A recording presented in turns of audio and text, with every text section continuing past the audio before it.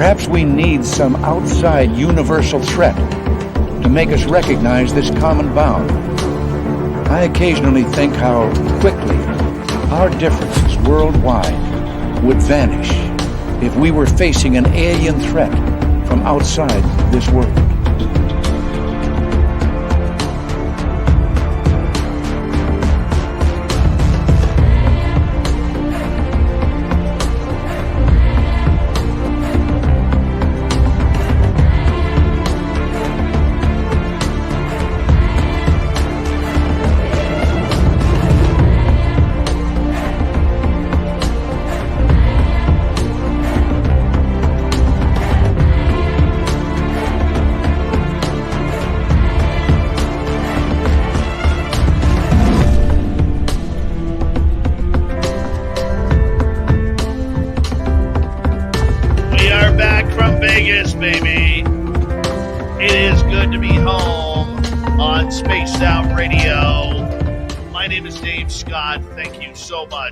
For taking the time to tune us on in. I'm telling you, I am sore. My hair is out of place. I am disheveled. I am overtired, but 100% worth it. 100% worth it. And we are doing it again next year. 100%. We are doing it bigger, better, and more awesome than this year was. And this year, trust me, was awesome. We're going to share some stories a little bit later on. But first, let's do roll call here. We got Nightmare in the gold medal position. Simon takes home the silver. Race Fan with a nice bronze medal tonight. Nightmare, thank you so much for kicking off the super chat tonight. Very much appreciate it. Thank you very much. Simon, nice super chat as well. Thank you so much, my friend in Australia. Good to have you back, and it's good to be back with you. Jenny White Bear looking gorgeous tonight as we continue on with roll call. Mr. Lurks-a-Lot, good to see you. And there's Mennonite Abe, who we met at the conference. You know, just for that, Mennonite Abe, he'll be signing autographs after the show. Line up to the left of the studio, if you don't mind. To the left of the studio. Stunning Samantha Hazelwood Gray, how are you? Obi Flett, another conference. Obi Flett is like huge, man. He is like massive and a good dude. I don't know where he disappeared to. Where did you disappear to, man? All of a sudden, poof, you were gone. But he'll be signing autographs after the show as well. Line up to the right of the studio for Obi, to the right of the studio. All right, Michael Gutierrez, how are you, my friend? Thank you for joining us. And who else do we got? Mark Longoria, the gorgeous Cosmic Floor has returned. One of our favorite veterans who listens to this show, Black Dragon. Yeah, he's the #1 Marine in Spaced Out Radio Land. We love you, Black Dragon. How you doing, buddy? Nice to have you here. Moving on, who else do we have? And, well, let's take a look here. There's the lovely NB. And who else? The lovely Vera Ray has returned. Stephen Edmond, what's happening, my friend? And the gorgeous and talented Nicole Sasquatch. Yes, she is a champagne supernova in the sky. Yes, she is. Roy the Boy, Vashti Impaler, good to have you guys here. Thank you for joining us. Enzo, yeah, the big winner in Vegas this weekend. Big Bad Enzo. Just his famous pose. Just like that. All right, Mr. Gray Owl, good to have you here, my friend. And let's see who else is here. Plump Alien, welcome to SOR Chat. Thank you for joining us. Smithy, thank you for joining on in. And that wonderful super chat, very much appreciated. Millennium, nice to have you here. Paul the Lip Blade, what's happening, buddy? I hope you're all waxed up for the show. And who else do we have? Dirty Filth, who is absolutely brilliant, a very popular dude at the in Vegas with us. Oh, Doug Shelby is here. The Doug Shelby has arrived. There's Freddie Mercury right there. Don't mess with him because the show must go on. My man, E. Niles, good to see you again, my friend. Hope you got home safe and sound. I guess you did if you're here. The gorgeous Fidgety Aura, nice to have you here. Robert Garcia, yay, how are you? Thanks for coming on in. The gorgeous Simply Cocoa, what is our drink of choice for tonight? let us know. Carfunibre, Awesome Ann Palmer, Chubby Chaser, what's happening? Welcome to the chat. And the gorgeous Kathy Evans, welcome. Brown Dwarf, Mike Palumbo, Nate Foot, and Noble Patrick. Digger Dog, what is happening, people? We are having a good time tonight. I tell you, Nate Foot is one hell of a good dude. Him and Hallmark Corey, fantastic people. Chris Moe, nice to have you here. The lovely Cindy, good to see you. Cecil, always a pleasure. Big Dog, it was a pleasure to meet you, buddy. Thanks for coming on in. And Typical Watch, nice to have you back. We got like 20 seconds here. River Dogma, it was a pleasure meeting you. And the gorgeous Gloria, nice to see you. Rhonda, Mon Petit, welcome to SOR chat. AZ Man, Marilena, how are you? You're looking lovely tonight. Hi, Sandra. Hi, Sandra. Hi, Sandra. All right, we got to cut it off right there because we're about to rock here. Do me a favor, people. Let's get those horns up and push it on out. Let's do it.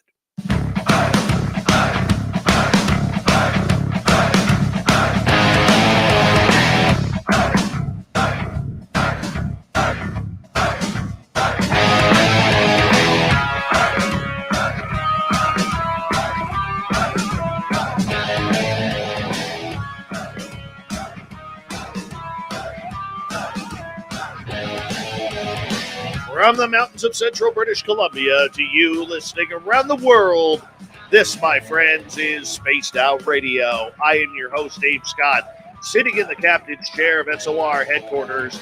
We welcome you to tonight's show on our terrestrial affiliates around North America, digitally on TalkStream Live, Odyssey Radio, and KPNL. All of our archives are free.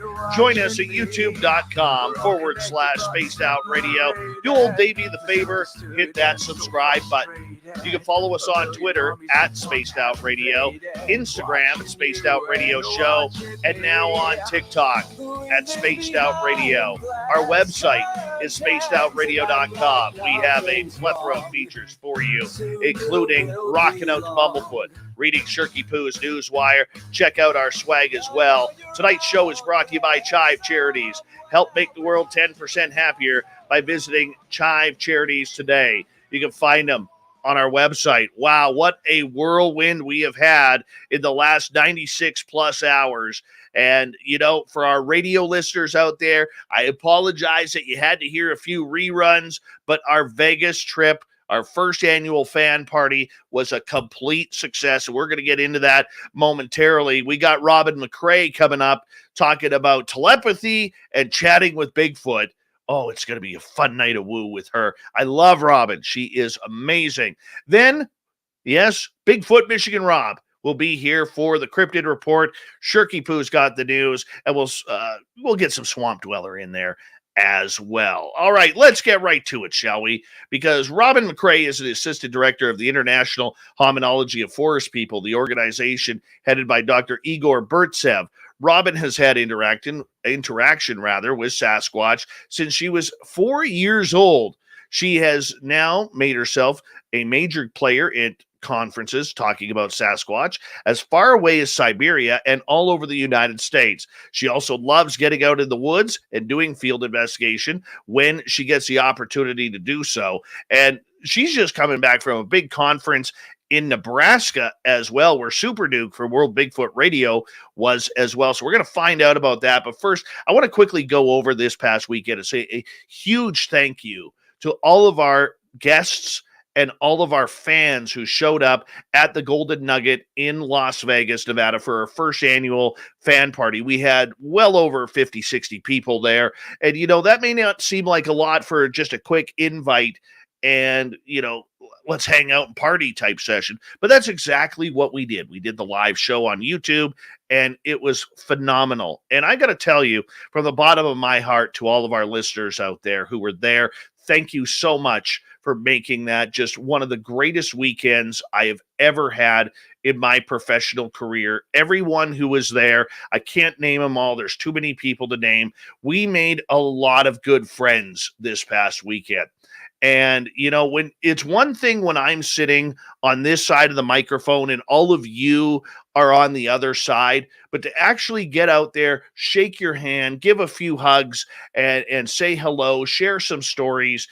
I felt like I was worn out, man, coming into the airport. I slept the entire way home yesterday, trying to get home and get back into civilization and reality. But I'll tell you, I cannot wait to do it again next year. And for the people who missed it this year, whether it was because of work, finances, or whatever it may be, we are going to do it again next year. I saw a lot of comments of people saying, damn it, next year. I got to go next year. And trust me, you're going to want to come. It was so phenomenal. We had such a great time. It was a little unorganized. I will say we do have some improvements to make in regards to setting it all up because, hey, it was the first one. We had to try it out. It was a trial run, and it was a lot of fun. But next year, we're going to make it bigger. We're going to make it better, and we're going to make it way more interactive. And, for all our guests who showed up, whether it was Sean Cahill, whether it was Nate Rudd and Hallmark Corey, or Science Bob, Nicole Sackich, Dirty Filth, Melinda Leslie, Lori and Fenton, Carter Bouchard. We had a little bit of everything there talking over the show. And if you've missed the show, go to our YouTube channel, which is youtube.com/spaced out radio, and check it on out. It's over 3 hours. I think it was like 3.5 hours we were live and just having a great time. I encourage all of you next year to come on back, and we're going to have so much more fun. But we'll get into more stories as we go throughout the night, and I'm sure a lot of you will hear of them as well. But first, we got to talk some Bigfoot tonight. Robin McCray is one of my favorite people in the Bigfoot world. Love you, Dave. I love you too. She is so nice, and she is just one of the most honest people. She doesn't, there's a lot of woo around what she says, but on the flip side, this is her reality, and we're going to find out about that. Robin, 4 years old, you had your first encounter. It was actually before that. Yeah, my mom used to tell me stories about when I was a toddler, and I was just learning how to talk, and I would, tell her about what she thought was imaginary friends that were taller than my dad. One they were both covered in hair. One had a tail, one didn't. I was mind speaking before I could talk. I didn't know that that's not what everybody's reality was. So my reality is a little bit skewed opposed to other people. And first ET abduction, I was 4. So it's just all part of it. And congratulations on a success at your outing, Dave. Oh, it was so fun. And I know you're going to plan to come next year. Yeah, I want to come next year. I absolutely do. You're one of my favorite people to go on air with, other than Duke, of course, the Dukester. But no, I was so excited to be brought back on your show, and I was thrilled about it. And then I heard about the weekend in Vegas, and I thought, if I wasn't already doing the conference, then I would have absolutely tried to make it. Hope to make it next year. Next year, we are going to do it in May. We originally scheduled May 12th to 14th, but then we realized that's Mother's Day weekend. Oh, yeah. So we're either going to do it the weekend before or the weekend after, probably closer to the weekend after, because next year you have to come, Robin, and I'll tell you why. I want to come, definitely. I'll tell you why. It's going to be Davy's 50th rotation around the Earth next year. Oh my gosh, we got to do it. Totally have to do it. Yeah, it's going to be. You deserve all the success in the world. Like I said, you're one of my favorite people, so definitely have to be there for that. Well, you know what? I look forward to it. I really do. And meeting the fans, and you were at a conference here in Nebraska this weekend, and I think you'll agree with me when I say this.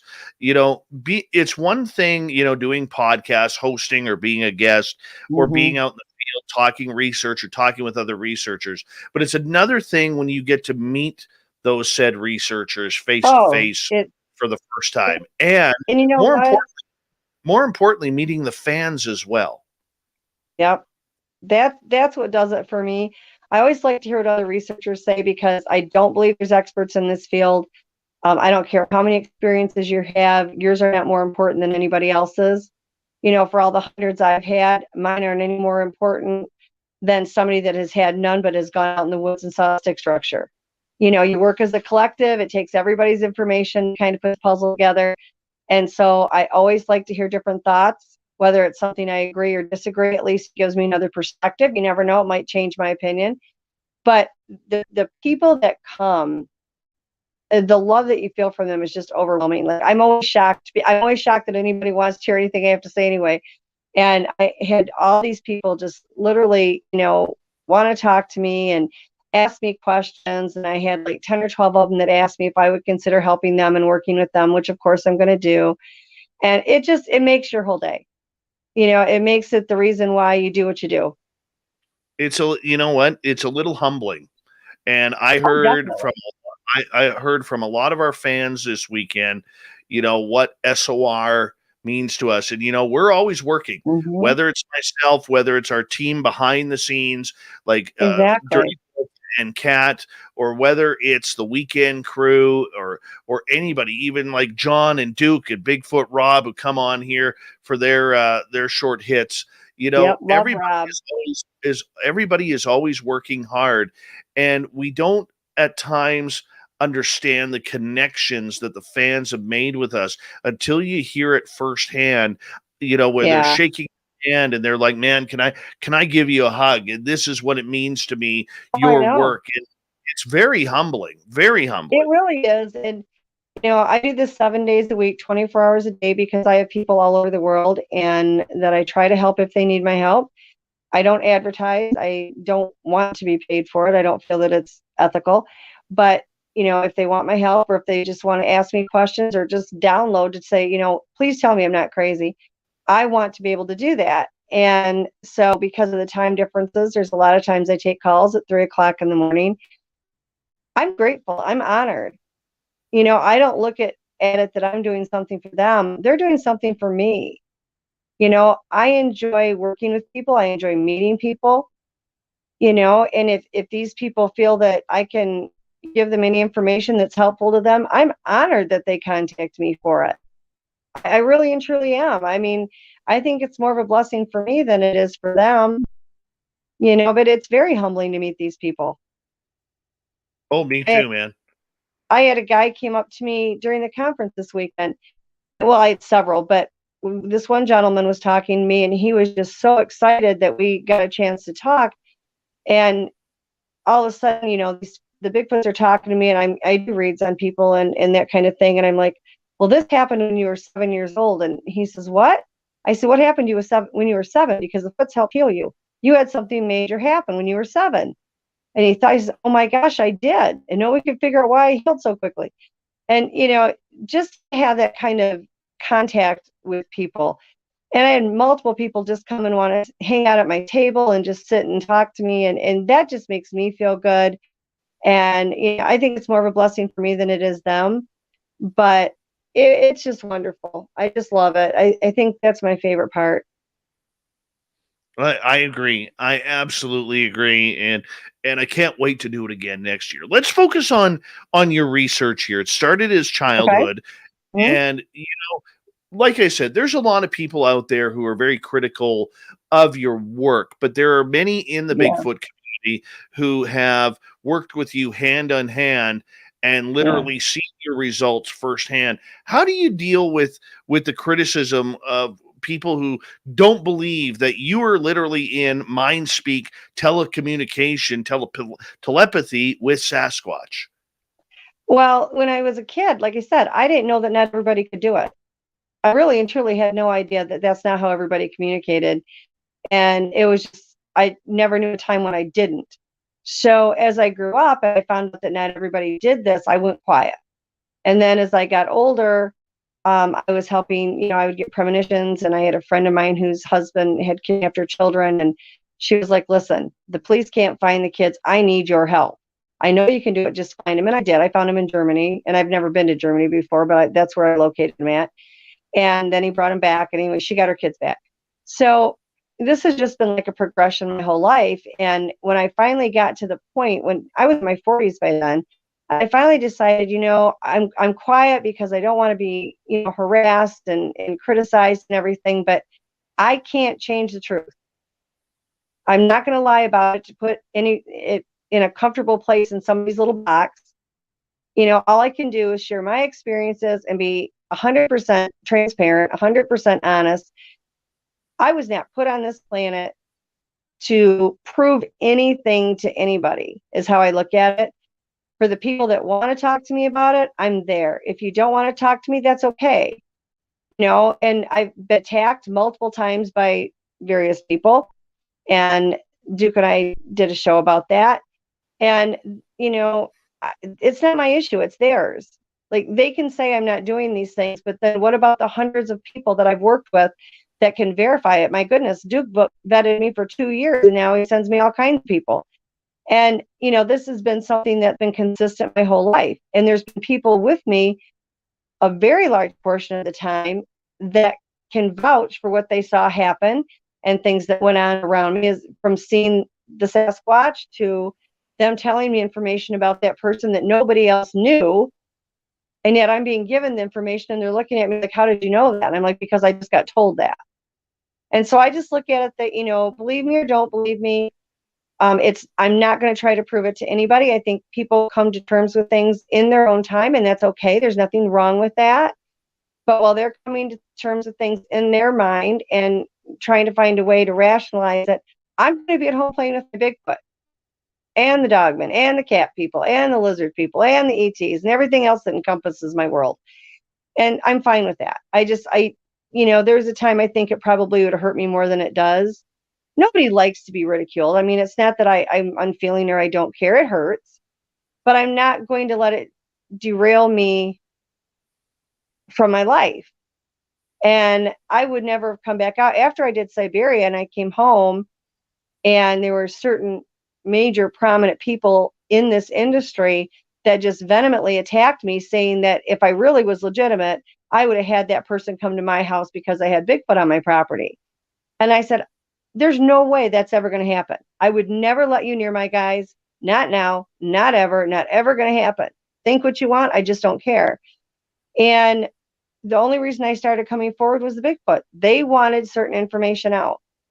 Before I go anywhere, before I agree to do a show, I run it through them. They know where they want their information out at. If they say they don't want it out there, it doesn't happen. I do the conferences for Dr. John Stamey, Georgia Bigfoot, Tennessee, and I do Harriet McFeely and Kenny Collins conference in Nebraska. Huge event, massive. She's got the Bigfoot Museum here. She now has a garden in the back that's now handicap accessible that also encompasses the Bigfoot as well as other things and tributes to other things. She's now in the Library of Congress for the museum and the gardens and the conferences. I mean, it doesn't get much better than that. Incredible human being. Her and Kenny both are just as kind can be. I'd walk here from South Carolina to do it. I love the people, and I love the people that I get to meet. And this year they were looking for speakers, and I said, you got to bring on Duke. Duke knows everybody. He's the bomb. So we got Duke over here, and then we got Christy Sci-Fi over here, as well as the other people. We had Ron Moorhead here. Ron is one of the dearest people you'll ever meet in your life, and just had some really, really great speakers. And it's just wonderful. Just absolutely, you walk away feeling like you're with family. Those are the things that I hang on to when people attack. And, like I said, nobody likes being attacked. I'm not going to say it doesn't hurt. I don't let it control me, because for every person that attacks me, I'm helping probably 10, 20, or 30 people that I've proven to them that I'm legit. Not just because they're taking it because I said it, but because I've proven myself to them. And that's generally the way it happens. For you, I mean, knowing that this has been such a large part of your life growing up, so we've got about 5 minutes to go before we go to break at the bottom of the hour here. Robin McCray is our guest. Your life has been defined by this communication with creatures such as Sasquatch, right, and extraterrestrials and so on and so forth. How do you define your life the way it is comparatively to everyone else's out there? My normal is everybody else's abnormal. I mean, that's just the way it is. A normal night at my house, or UFOs over it, the Bigfoot's running amok in the backyard, tapping on the window, hooting and hollering in the window. When I was sick, they were doing chants for me outside the window. It's active all the time. It really, very seldom do we get a night off. Really? Like, well, okay, so in the next half hour, we're going to learn how this works for you. Sure. Because I think people need to understand that, and I'm trying to deviate from getting into too much detail with only a couple of minutes left here before break. Yeah. But for you, living this type of lifestyle that is so different from anyone else's, I mean, why be public with it? Why take that publicity step where you're putting yourself in harm's way of criticism? Sasquatch. I did not have any interest in being front and center in the public eye. I don't do it for myself because I'm fine either way.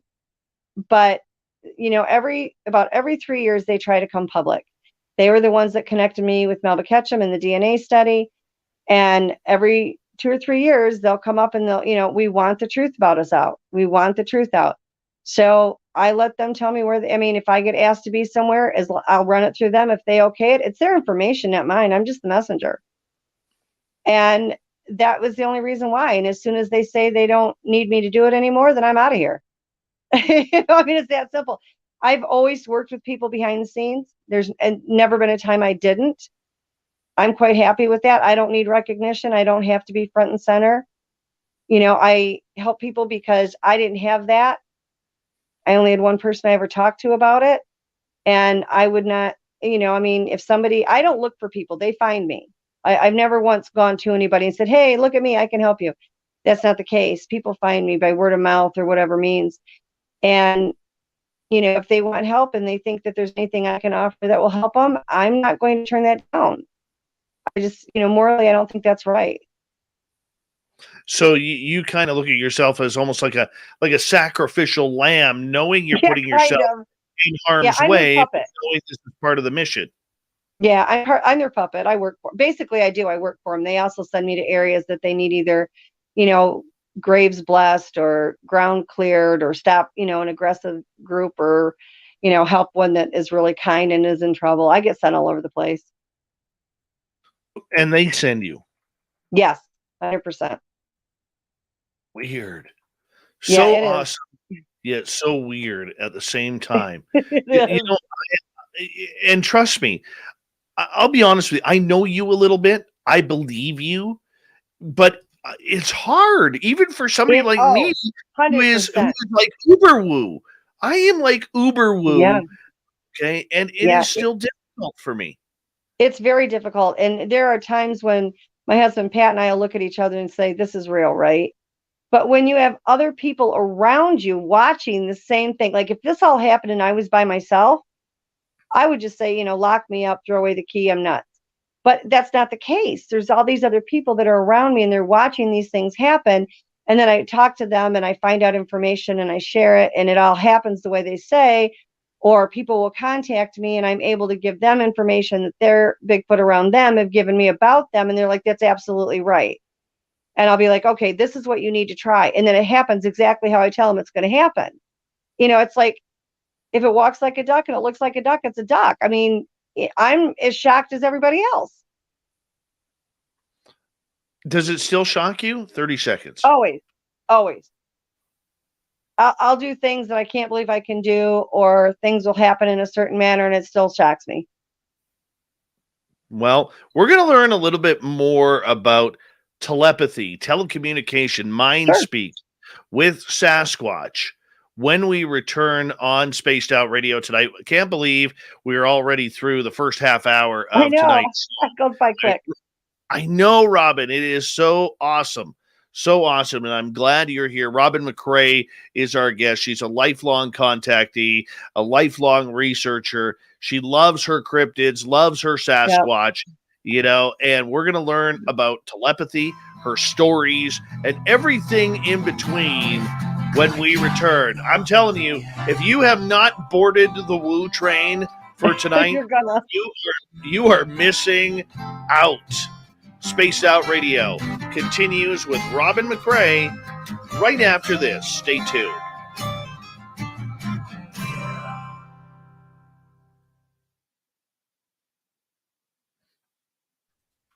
All right, we're clear. Cool. Yeah, That's fun. it's crazy. It really is. Like, there's times I don't believe it, and then things will happen and I'm like, did that really just happen the way it just went down, And it's hard for me. I've been doing this for 57 years now, and I still, there's days I don't buy into it, but it happens. I mean, it pans out. Well, that's pretty awesome. It's I pretty wish awesome. we had a way to show pictures, because that one UFO, my son-in-law took the video and then took the photos from my front porch. And he turned around, unbeknownst to me, sent it to MUFON.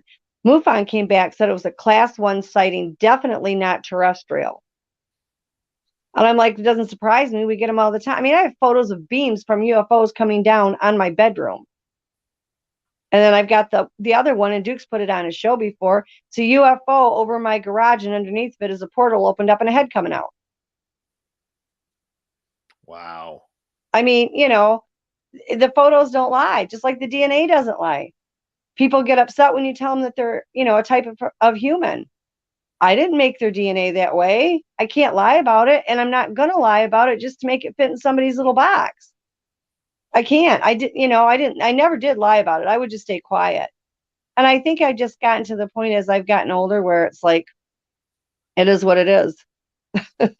I mean, I tried to be quiet. I tried to be good. I had death threats, people hunting me down, trying to kidnap me and put me in a cage. So, it didn't do any good to stay quiet. So I might as well shoot my mouth off now. Oh, I hear you. I hear you. Oh, man. I know it's great. I am running strictly on adrenaline right now. Oh, I bet. I don't am know running. How you're awake, because I'm ready to fall asleep. I'm telling you. I had a nap. I got home from my day. I fell asleep in my office at my daytime job today, and my boss kind of laughed at me about that. And then he gave me, this is the kind of boss I have during the day. Okay. My boss gave me crap today, not because I fell asleep at work. Okay. He gave me crap that my side-by-side isn't ready to go riding this weekend. That's the kind of guy I work for. That's awesome. He's like, dude, I'm your riding buddy. He goes, I'm not just your boss. I'm your riding buddy. Like, we got to ride here. It is time to ride. Why isn't your machine up and running? Oh my gosh. That's awesome. Yeah. That's the guy I work for. That's fantastic. Yeah. Well, we came in Wednesday, and we were helping them get the gardens ready for the grand opening for the garden center on Thursday. So we had that Thursday. And then, of course, Christy was in on Thursday, so we were up all night talking. So then the conference was Friday and Saturday. After the conference we have the premieres for different movies, and that was out for Friday night, so that was late. Then we come home, and Wednesday night, Thursday night, Friday night, Saturday night, the Bigfoots are running all over the backyard, and they're tapping on the windows, and they're hooting and they're hollering. So it's kind of hard to go to sleep when they're out there. And by Sunday, we were half dead. Like, we were totally, totally out of it. And then I was so tired I couldn't sleep Sunday night. Supposed to fly out on Monday. That didn't happen. Supposed to fly out today. Didn't happen. Mm-hmm. So we're going to shoot for tomorrow. Well, hopefully it works out for you. You're able to get home. Well, the good part is I absolutely love and adore Harriet. Like, I could literally sit here and hang out with her and not even be upset about it. Like, she is literally one of the best people ever. So it was fun. And we got to have just her, and I got to sit and visit today, because when we went to the airport, they had Pat's ticket. I was the one that got wiped out of the whole computer base. Weird. Yeah. Well, it's always mine. Yeah. All right. We've got about 1 minute here. Let's see here. I want to say a big thank you so far to Nightmare, Simon, Smithy, D. Cohen, and Dry Toast for the amazing super chats. Very much appreciate each and every one of you. And thank you to all the love and support coming off the weekend here at the SOR fan party in Vegas. We are running on adrenaline right now. That is it. I'm telling you, I am so tired. I got home at 2 a.m. last night. Yep, 2 a.m. And I'll tell you, it was worth it. Nicole Sasquatch and I literally talked for 5 hours last night on my drive home. 5 hours. Awesome. It was incredible. So why did the Georgia Bigfoot the weekend before this? Give me 1 second. We're going to go here in 5 seconds, everyone. Here we go.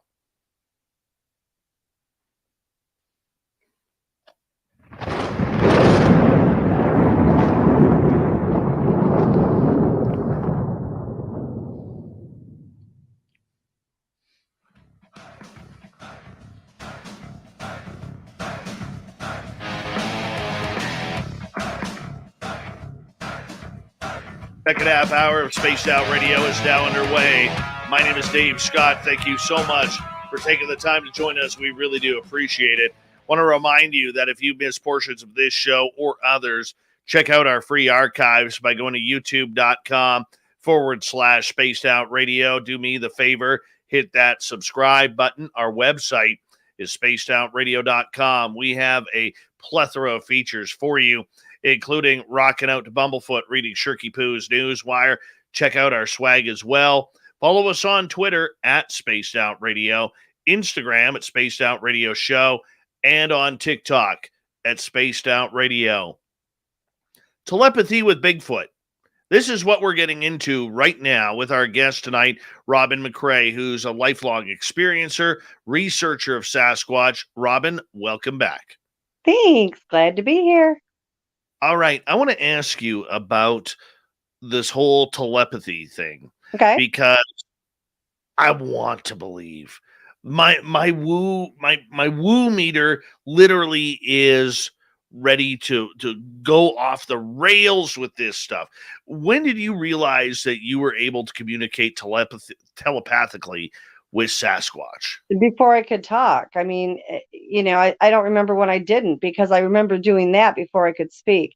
And you've gotten it. You just don't know you've gotten it. If you recall, Dave, when I was on the last show, there's a certain Sasquatch outside a window. And remember, I said to you during the break, I said, I don't, this one keeps talking to me. I even gave you his name, and I can't remember what the name is now, but I said, he keeps talking about, you've got something over the window. All he wants to do is see you, and you keep covering this window, and it's like a rectangular shaped window. I didn't know what it was. And Duke is like cracking up. And we went to break, and I was telling you this, and you turned around and you moved like a flag or something, and there was the window. Do you remember that? Do you remember that? I'm looking at it right now. Yeah. Yeah. He kept saying he'd been trying to tell you, but you weren't paying attention. That's why he moved all the wires on the computer. I hear you. So you believe then, I think before we get too deep into the whole telepathy thing, you believe that Sasquatch is a supernatural creature. Yeah, he's multidimensional. Number one, they can be in 100% flesh and blood. Absolutely. But then they can cross that line to where they're multidimensional. So it just depends on what he plans to do at the time. I mean, and the other thing I want to say about that is, we have Amish people that in the Amish way, each sector has different beliefs, whether it's electricity. Some will use vehicles, but they don't use electricity in the house. But each sector is a little bit different. It's not that different with the Sasquatch. Some of the clans will be completely immersed in the paranormal abilities that they have. They all have them. It's not that they don't. But certain clans, they do everything paranormal. Other clans are like, no, they're going to stay more flesh and blood. They all speak telepathically. That's a given. But it just depends on that clan and the way that clan is run. Now, there have been some that have been with clans that don't use all the paranormal abilities other than the mindspeak, and not knowing. They have to be taught from their parents that they even have these things. If they don't get taught from the parents, they still have them. They just don't know they have them. And then they leave that clan and they get into a clan. And I've seen this happen time and time again, where they move in with a clan that does use these abilities and they're like totally shocked and they have to be taught how to use them. Right. So they all can. What does it sound like when you get a message from them? Well, people seem to think that in order to speak mind speak, it's like words. You're going to automatically hear words in your head. Unfortunately, it doesn't work that way. Everybody can get it in different ways. I get it in a multitude of ways. My husband hears the words. He's now started getting the feelings as well. But it can be an emotion. It can be a feeling. It can be an image in your mind. It can be just an automatic sense of knowing an entire situation and the story behind it. And you don't hear anything. It's just you automatically know it. It can be what plays like a video in your mind. Okay. And all of us, to begin with, if I can do it, anybody can do it. It's not like it's any great skill. It's a matter of knowing what you're getting. That's the hardest part. Okay. Like people that have a partner or a spouse or whatever, how many times do you go and you answer their question before they even say it or you finish their sentences? That's all mind speak. That is. You know, if you walk into the house and you already know that your partner or spouse has done something or not done something before you have any, way of knowing that, that's all part of it. So people automatically assume, and incorrectly, that they're going to hear this big booming voice in their head. And there are times that you will, like a lot of times they'll try to talk to me and I'll be doing something else and I'm like putting them on ignore, and they'll do one of two things. They'll end up screaming it into my head, or they'll just verbally holler it at me. I speak to them in, verbal as well as mind speak. So, but there are a multitude of ways to get it. Okay, so is it something when they communicate with you that you are feeling? Is it like goosebumps? I get all of it. I can walk out in the woods. We used to have this female, we had several females out there and they would have babies. And I walked out there one day and she was just in like this blind panic. Somebody was walking out in the woods that was not supposed to be on our property. And she was scared. So she was trying to hide the baby in these big, tall reeds. She never said a word. All I got was this feeling. And as soon as I got the feeling, it's like this whole story in my head of what had happened. And then when I asked her, I had it exactly correct. So I went over to where the baby had been hidden at and just simply said, the baby's safe. It's calm. I will get this person out of the woods. And I did. And then she went back and collected the baby and off she went. Okay. So last night I'm driving home from the airport. It's about, I'm going to say 11 o'clock at night Pacific. And I'm talking with Nicole Sasquatch. And there's a town in British Columbia right before you enter the Fraser Canyon called Yale. Now, Yale is famous for a couple of things. Number one, back in the 1800s, it was the final stop before the start of the Gold Rush Trail.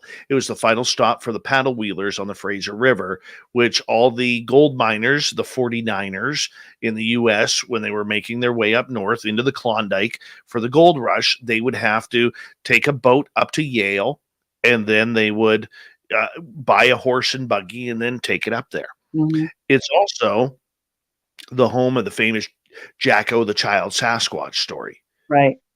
It's also the home of a writer named W.P. Kinsella, who wrote a book about Shoeless Joe Jackson, which turned into the movie Field of Dreams.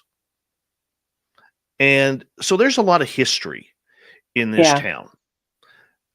And a couple of years ago, right before you enter town, there is a rest stop. And I pulled into this rest stop because I had to go to the bathroom. And I turned and looked up the highway from the direction I just came, and I saw the shadow of what I believe to be a Sasquatch standing in the middle of the highway. And it just vanished, disappeared, like they normally do. But I always thought that was kind of cool. Yeah, definitely. So last night, when I was a couple miles away from town, I started getting goosebumps. I knew that I had to pull over there. Don't know why. So I pull over. Yeah, okay. So I pull over into that rest stop, And on one, I'm on the, what way of the highway would you call that? I'm heading eastbound on the highway. So on the westbound side, there is an embankment going up the mountain. And I get out of the vehicle and I'm just goosebumps all over my body. Like I feel like I am being watched. And I'm telling this in a play-by-play to Nicole, who's in our chat room tonight. And all this, so I started saying, come on, guys, like kind of point me in the direction where you are. And that's where I actually got a wood knock. Mm-hmm. I'd never heard a wood knock before. Yeah, wood knocks are another form of communication. It was just one bang. That's Mm-hmm. it.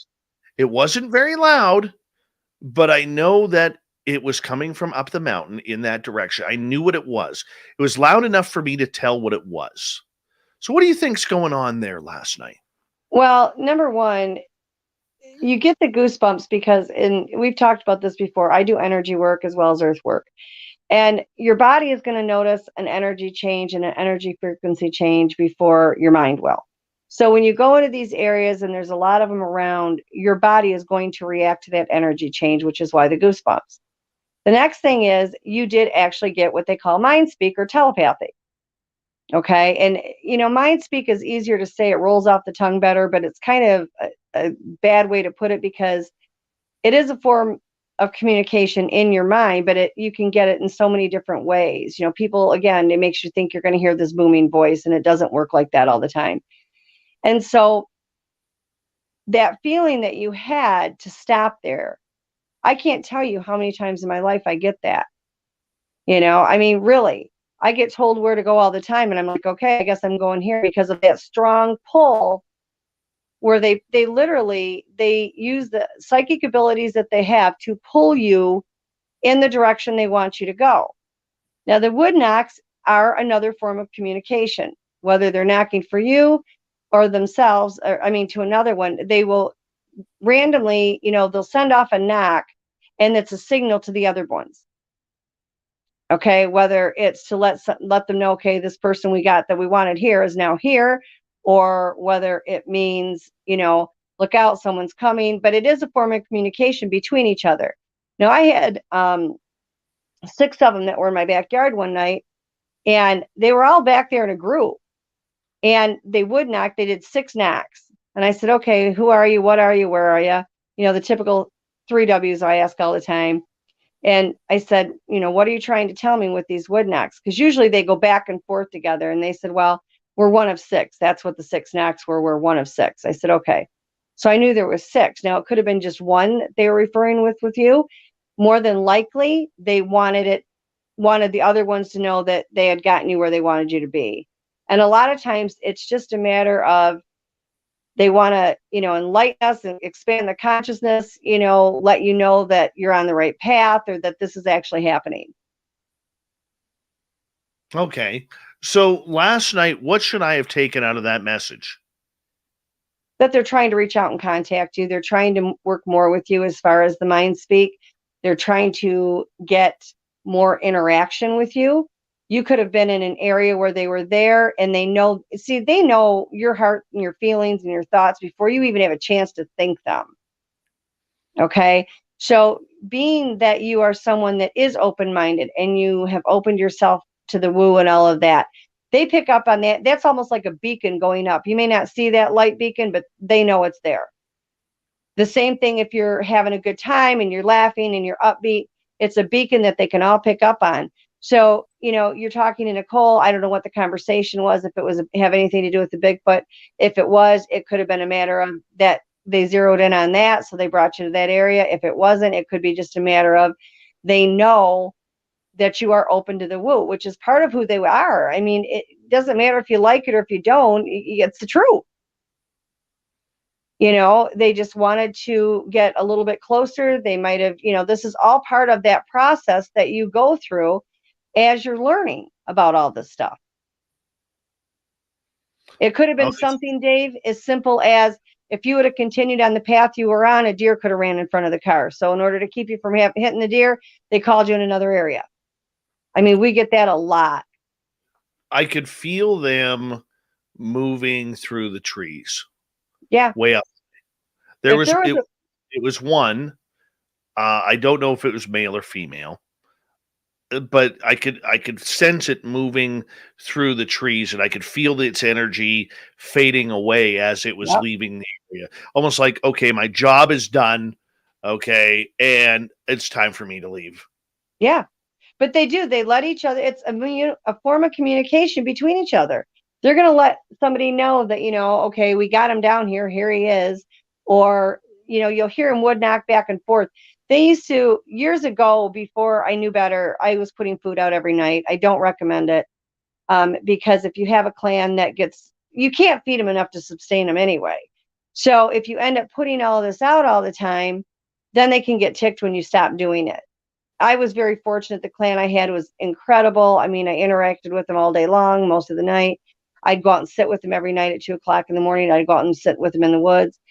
And anyway, I would put food out there, and they would have one that would, first they would send the raccoons in. There was 3 raccoons that came in, checked everything out. Then they never ate the food, went to the top of the tree. They would scream, and then they would go off another direction. And then one of the Bigfoots would come in, look at all the food, and then he would knock, and then the rest of them would come in. It is a form of communication, and generally with each other. Okay, so I don't usually take questions in the first hour, but since we're on topic and I was thinking the same thing, I'll get to Mike's question here. Why do they need to wood knock if they are telepathic? It's just another form of communication. It's like an alert system. It really is. It's not, they can speak telepathic, and I guarantee you while they're wood knocking, they probably are. I mean, it's an excellent question. I'm one of these people that if I don't know the answer, I'm going to tell you. And it's not that I don't know the answer. It's just most of the answers to the questions are a lot more complex than you would think they would need to be. While they're talking telepathically, they will use the wood knocks because I talk to the ones still in Siberia, so they can speak telepathically at any distance, but they do use the wood knock. They also use, like a Morse code with them, and they go old school with it. It could be a clan that doesn't, the thing is when they speak telepathically, they can all hear it. And a lot of times they will do that to avoid being detected by, per se, another clan, another cryptid, the list goes on and on. Okay, so with the list that's going on and on, some of the stuff they seem to do, though, is very primitive. Yeah. We wouldn't expect it from an advanced telecommunications type creature. Right. Well, they're highly, highly intelligent, but it's a different kind of intelligence than what we have. I mean, they're smarter than us in many, many ways, but then, like there's other things that we do that might be more advanced than them, and they can be very uncivilized. Their culture is completely different than our culture. Their way of life is different than ours. They can write, they can read, they have their own alphabet. They can speak whatever language in the area that they're living in is what they're going to speak. Plus they have their own language. So they are a people. I hate to break bad news to everybody, but they really are. They're a type of people. They are not our people, but they are a type of people.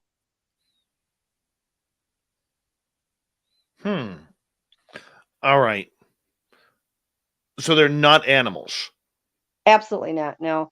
Years ago, before I ever met Melba Ketchum, I was outside. It was like 2-3 o'clock in the morning, and they had been walking around. They walked in a circle, and I would hear them talking and chattering and everything. And I kept thinking, I need to just come out and ask them what they are. So the next day, I was out in the yard, and 3 of the ones that I spent a lot of time, I had like 4 of them that I was really close to, and 3 of the 4 had come out. They were outside of the tree line, and they were standing there. And I said, I just want to know, like, everybody is fighting about it. I mean, I guess you guys would know what you are. What are you? And they pointed at me and they said, we're human like you. And then they pointed to the sky and said, star people. I figured they knew what they are.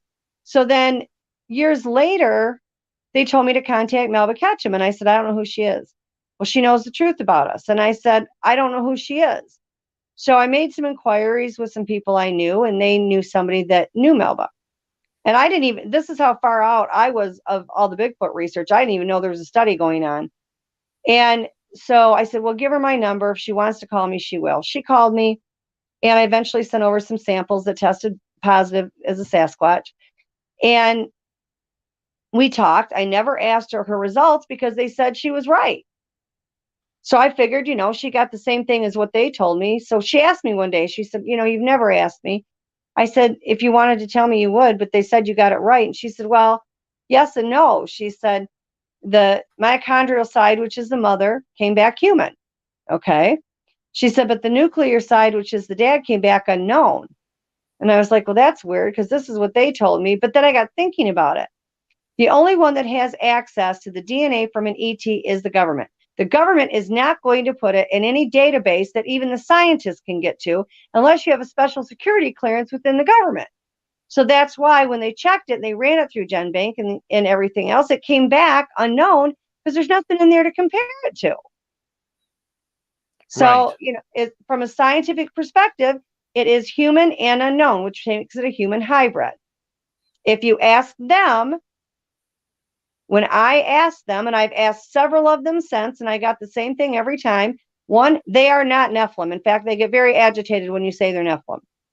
Two, they are human and ET. And the ET side is where they get all the paranormal abilities and they get all the woo. And they are multidimensional. Now, you have some clans that prefer to be more flesh and blood and don't. You have some clans that stay more flesh and blood, will not cloak, even though they all can. My husband and I both asked multiple different ones, how do you cloak? They tell us the same thing every time. You raise the energy, you raise the vibration, and then you bend the light. They're right there in front of you the whole time. They haven't gone anywhere.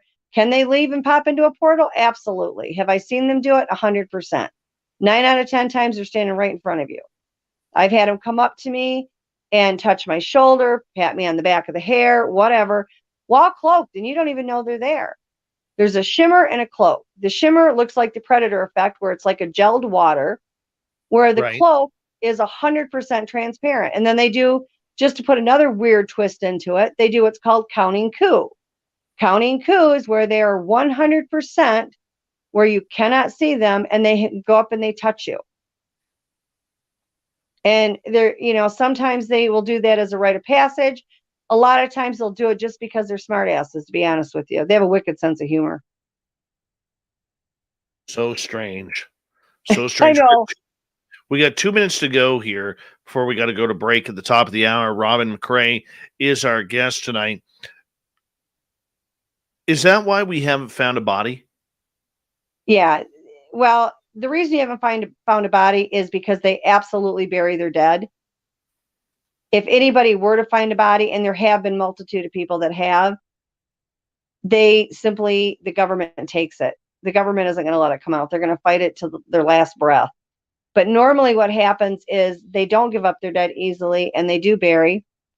Some clans will do a form of a funeral. They have a certain way that they're placed in the grave, but they 100% bury them, and then they put certain things on them, so it's very difficult to tell that they're graves.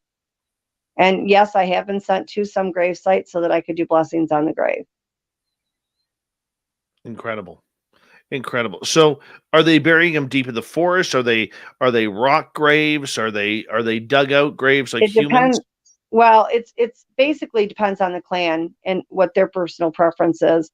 I had some at the back of an old property that I had in Michigan, and those seemed to be more, there was a hole, but then it was outlined with boulders and boulders on top.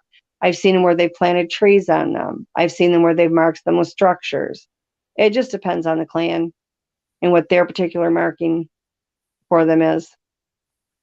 But they normally will bury them in the ground. In hour number 2, we are going to get into more Sasquatch lingo with Robin McCray. We're also going to take a bunch of audience questions because I know they are piling up as well. And you know what? I know you have a lot of questions like I do tonight. We are literally in 5th gear right now as the Woo train rolls on into hour number 2. We're definitely going to hit 6th gear tonight. Why not? We deserve this. People, yep. Damn it, we deserve this. Inquiring minds want to know. You got that right. Robin McCray here in hour number 2 of Spaced Out Radio.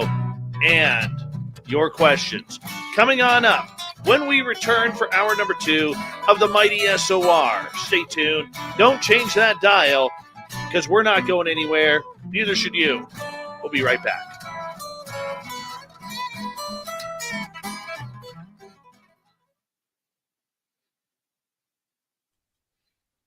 All right, I'm just going to take a quick bathroom break here.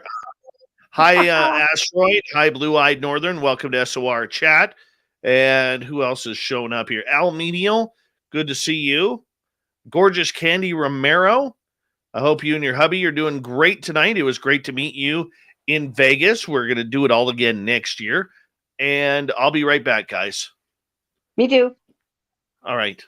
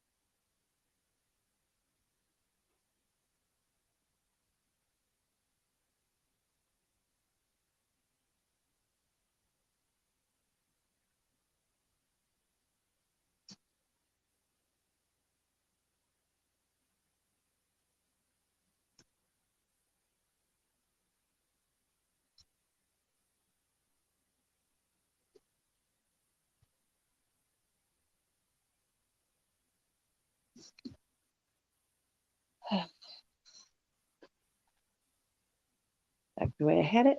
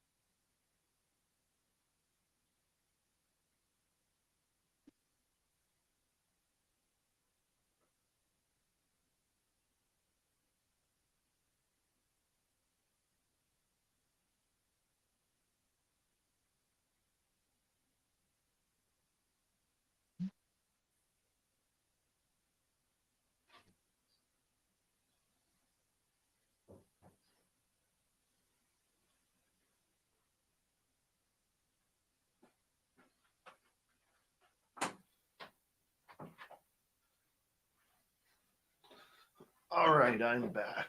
Sorry about that. No problem. All right. Weird News Network. How you doing?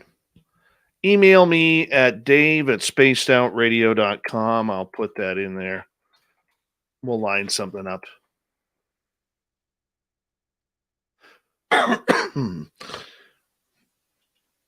By the way, if you're looking at the photos on Instagram, Facebook, and you see someone that looks like Freddie Mercury, that's Grant Tavius. Unfortunately, he has already shaved his mustache. Oh, kills me. That lip blade was fantastic. Fantastic.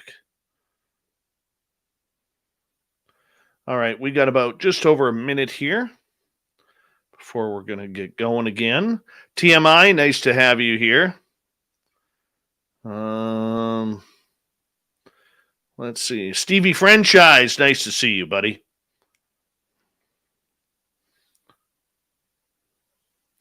Wagon, November 3rd. How you doing, gorgeous? Nice to have you here. And I think we're caught up on everybody. Stu Gerson, what's happening, man? Good to see you. Jason Hotop, nice to have you here. All right, big thank you to Nightmare, Simon, Smithy, D. Cohen, and Dry Toast for the amazing super chats. It's a wonderful way to support what we do on this show. Thank you to all the veterans who are tuned on in. We love you. You always have a safe home here in our chat room. And, of course, you can find all of our swag at spacedoutradio.com. Hi, Sheila. How are you? Here we go, everyone.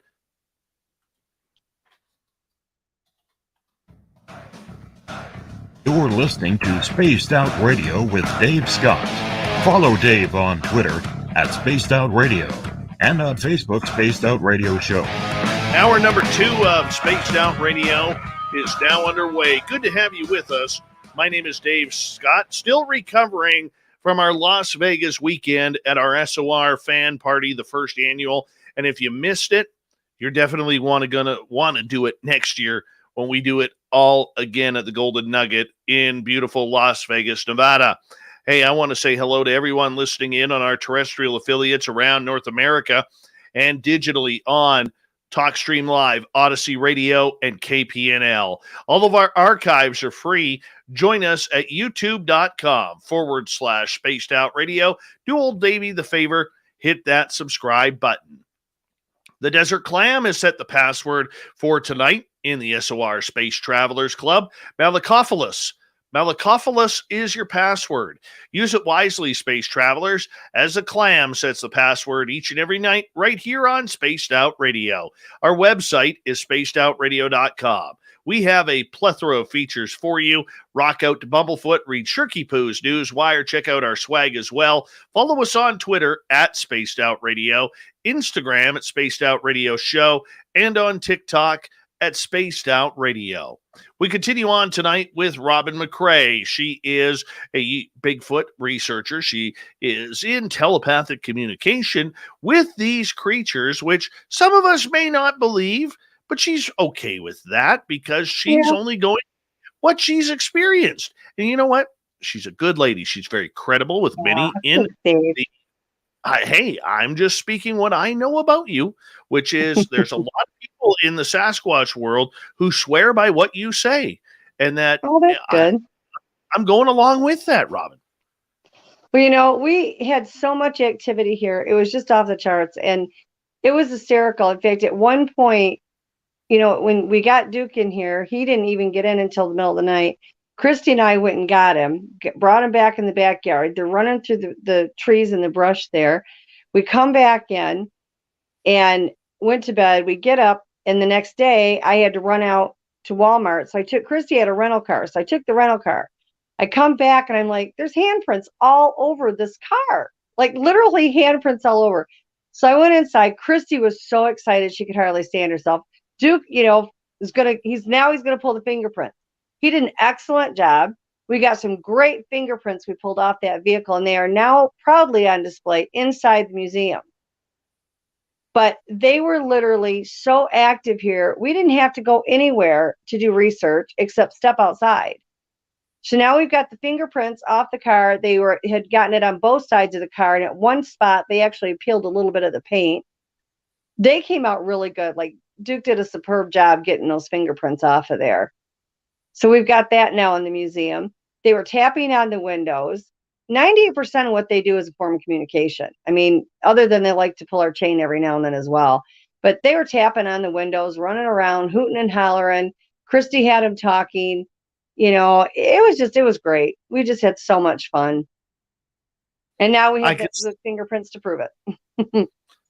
Okay, so why do you think that Sasquatch leaves these trace marks like that? Well, I think that at the base of it, you have two separate camps. Some of them want to be acknowledged. They actually want communication, but they're tired of being shot at. You have the other camp that is so disgusted by the behaviors that our people have, they don't want anything to do with us, really. But the ones that actually do, they just want to live in peace. They want to be able to raise their children, have their families, and not worry about somebody trying to shoot them every other day of the week. And they do keep trying.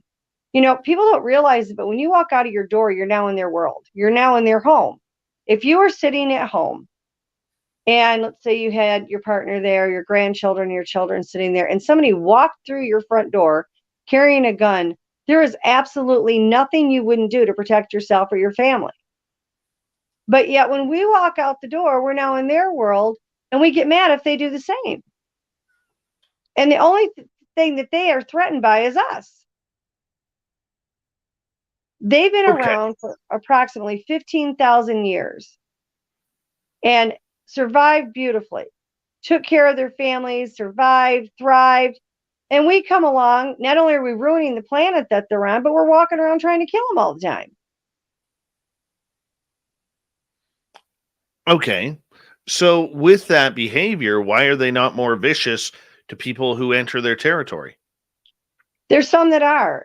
You also see a lot of in the research field where people say they're either all 100% good or 100% bad. That is so not true. There is good and bad in everything. It's the cosmic balance. There's nothing that's going to be 100% bad or 100% good. You do get aggressive ones, but look at our people, Dave. We've got murderers, rapists, pedophiles, schizophrenics. We have people that have mental issues and mental instabilities. They're the same way. There's not that much difference. It's just their culture and their ways are not ours. They're not going to react to things the way we do. They're not going to respond like we do because their culture is different. But it doesn't make them any less of a people, And if you really look at it, they do give signs. If you are in an area you're not supposed to be in, they give you signs all the time. I get contacted by people all over the globe. And I get people that will say to me, I have PTSD because of what they did to me. Okay, tell me what they did to you so we can analyze and try to figure out why so it doesn't happen again. It yelled at me. Okay, but did it physically touch you? No, it yelled at me. That's not doing anything that should, obviously you're going to be scared. I don't blame people for that. But the fact of the matter is it's yelling at you because maybe you've gotten too close to the clan. Maybe it was hunting and you walked up on it. Maybe the children were there and they don't want you that close. They do, a lot of them, not 100%, but a lot of them will give you signs to get you to back away. I had one person get hold of me and say, well, it had its hands above its head and it's waving its hands. It terrified me. Okay, well, our military does that and it means surrender. So now when they do that, that means it's trying to be aggressive? No, it's giving you an opportunity to remove yourself from their territory and from their situation, whatever their situation may be at that time, because now you've gotten too close. It's like when the rocks. People assume if they throw even a pebble at you, that's aggression. No, it's not. It really comes down to size. If they're throwing a small pebble or an acorn or something like that at you, they're letting you know that they're there, but they don't want to do it in a manner that you're going to turn around and blast them. So they're doing it with a safe distance. They just are letting you know they're there. If you choose to move away, that's great. If not, guess what? We're here. They're not doing that for aggression. They're doing that to let you know they're there. They do that to me all the time. I'll be out in the woods walking around and they'll throw an acorn or something and they'll just not hit me hard with it, but just lightly peg me with it. And then I hear laughter. And I'm like, okay, I know you're there. And then generally I'll get a sighting or they'll contact me in some way. But they're not doing it to be aggressive. Now, as that rock gets bigger, now they're getting mad. You know, a medium size, and they don't miss. If they're going to throw something at you, they have 100% accuracy. They don't miss. If they want to hit you, you're getting hit. So when they throw something at you and it's missing you by 2 feet, that's a warning. As the rocks get bigger and you end up with boulders, now they're done. You've ignored all the other warnings. Now they're telling you it's now you're going to leave one way or another. You're leaving. Let's get to Doug's question. Sure. Robin, have you ever talked to Bigfoot about Dogman? Oh, 100%. And a lot of them actually will run with them. People tend to believe that they're all enemies. It doesn't come down to a Sasquatch's enemy with the Dogman. It comes down to personalities. Now, I have had clans, and including where I'm at now, as well as in Michigan, that there were certain individuals of the Dogman that hung around with the Bigfoots. I had a female there that was a hybrid cross between a Bigfoot and a Dogman. You know, the Sasquatch are a human hybrid. The Dogmen would be, from what the Dogmen have stated. I've not done any testing, but from what they've told me, they're more of a canine human ET cross. So you still have that ET and human lineage in there that matches both of them. So genetically they can reproduce. And I have a picture of a female. She actually looks like her head looks like a teddy bear. She doesn't have the pointed ears of a Dogman, but there are some, smaller ears up right here. And she doesn't have a long snout of a Dogman. She has a short snout. And she was delightful. Where I'm at right now, I have a Dogman that sits across from the driveway and keeps an eye on the place. And I have another one that comes around. I have a picture of a Dogman pup that was up in a tree. He just wanted me to come outside with him. So, I don't have issues with them. The Dogmen that I've worked with have been extremely helpful. Have I encountered bad ones? I haven't encountered them. I've been sent to areas to deal with some that may not be nice, and I mind spoke with some that are not always nice. It's like the ones at the LBL. They're nasty. They know they're nasty. They went where they're at because they're all banded together to stay away from people, but yet everybody keeps hauling their butt over there because they want to see them. The bottom line in all of it, you want positive experiences. You don't want negative. When you go traipsing into the LBL knowing that they've already killed people in there, both the Sasquatch and the Dogmen, they're all a bunch of renegades in there that have been kicked out of clans or packs because of their behavior. And they're all held up in there because they don't want to be by us. But yet people would rather go in there, stir up that hornet's nest just to get an experience. Well, number one, it could kill you. And number two, you're not going to get any more experiences. You want positive experiences. That's how you get lifetime involvement in their lives. That's how you learn. That's how you befriend them.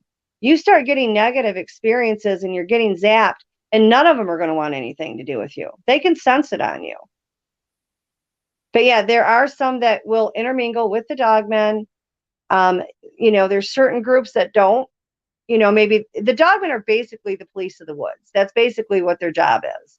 And they take it very seriously. They're a little bit more stoic, per se, than the Bigfoot. The Bigfoot have a wicked sense of humor. Some of the Dogmen are, have a funny side to them, but not all of them.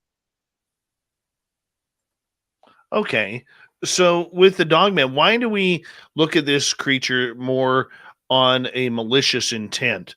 It seems to have bad energy. There's a couple different races of ETs that created, and one was the Ebens. They were never really meant, like the Ebens didn't create them to be aggressive. What the other species of ET is, I don't know the name for them. I just know that they did. But then you also have the government. The government has come in and created their own cryptids. So not only do we have ETs that are making cryptids and dropping them off continually, now we get to deal with the government making cryptids and dropping them off. The cryptids the government makes are trained to kill. That is their purpose. They're supposed to be used in warfare, and now they've cut them loose and they're used against us. And a lot of those that they have are highly aggressive. You're not going to get really anything nice coming out of that. Now, I've heard of people that claim that they have some that work in the government and they're fairly nice, but the bottom line with them, those kind are made for warfare. They're not going to be overly nice. The Dogmen don't tolerate as much as the Sasquatch will. So they'll only tolerate just a certain amount. All right. Sovereign wants to know, Robin, did you just imply that those that get zapped are in the wrong with Sasquatch? I wouldn't say they're in the wrong. They get zapped because either you've gotten too close or you've done something that annoys them and they don't want you there.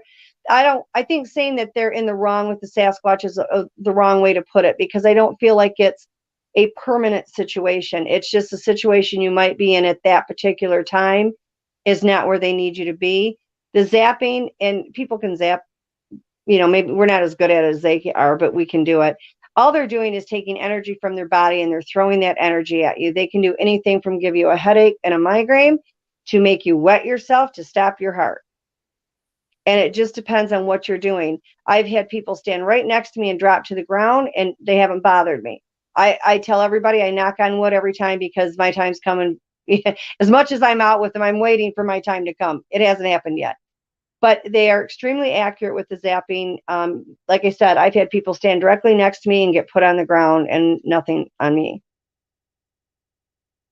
Okay. But no, I don't feel that it means they're in wrong with them. They're just at that particular moment, they're doing something, or they're in a situation where they want them, or they've done something that is not what the Sasquatch want done. Vaughn would like to know, are Sasquatch brothers, sisters to, or related to indigenous peoples?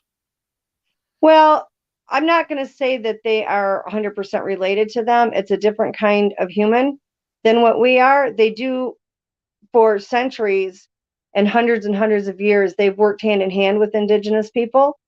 A lot of their ways are what they have learned from the indigenous people.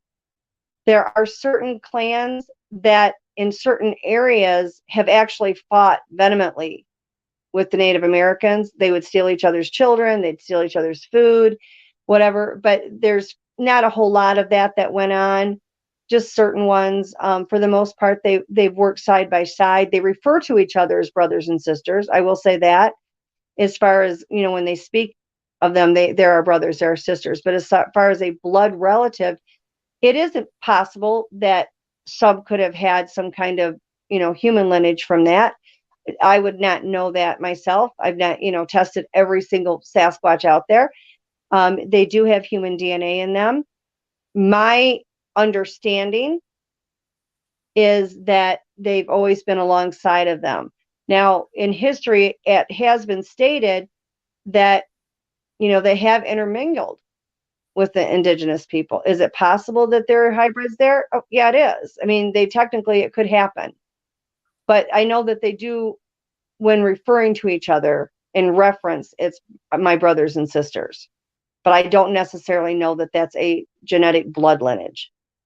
Okay, so let me follow that up for a second here, because up here in British Columbia, there has been rumors throughout the years that there are not enough female Sasquatch, and this is why the Sasquatch targets females from the indigenous population and takes them as Sasquatch wives. What would be going on with that? Well, if that is true, and I'm not going to say it's not because I'm not the one that said it. I don't know what that person's experience is or where they got those references. And I'm not somebody that goes and trashes what other people's, beliefs are. I do know that in the course of history that has happened. I don't necessarily know that it's a matter of there's not enough females. It could be that, they're also closely related. Maybe they're trying to get, different genetics in there. But it has happened. I mean, and it's not just indigenous people. There have been situations where regular females have been taken by a male and physically, they force themselves on a female. That has happened. It's not common. It does go against their laws. And yes, they do have laws. They do have laws that they have to answer to. It does go against their laws. But just like with our own people, all of our people don't always follow the laws either. Okay. Let's move to another question here. This one comes from Sheila. Do you think that the clans were close to do you think the clans you were close to back I'm not sure what that means. I'm not understanding. I'm sorry. Yeah, me either. Can I rewrite Sheila, it? yeah, we'll get Sheila to rewrite it. Okay, please do. Yeah.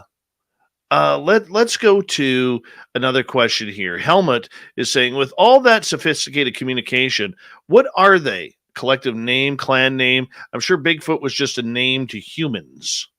Yeah, we're the ones that called him Sasquatch. We're the ones that called him Bigfoot, Yeti, whatever. They name their clans. I was called out to do some work a couple years ago, and it was out of state. I had to go. And, they had several clans that showed up, and they had the Bear Clan and, different names and I'd rather not say the clan names because it's not safe for them. But they do have names that they call their individual clans, yes. Okay. Now, there are people that claim that they have been told that they were called a certain type of people by their clan, and I believe that's probably true. When I use that same name for the clans that I was interacting with, they said that is not what we're called. So I think it comes down to the clan itself and what they choose to be called. But yeah, 100% we're the one that came up with the Bigfoot name. Very interesting. Very, very interesting indeed. Okay. So with the clans, if they have been here for 15,000 years, how did they get here? According to them, and I'm going by what they told me, not by anything scientific. I'm not qualified to repeat the science. I mean, I can tell you the basics of it.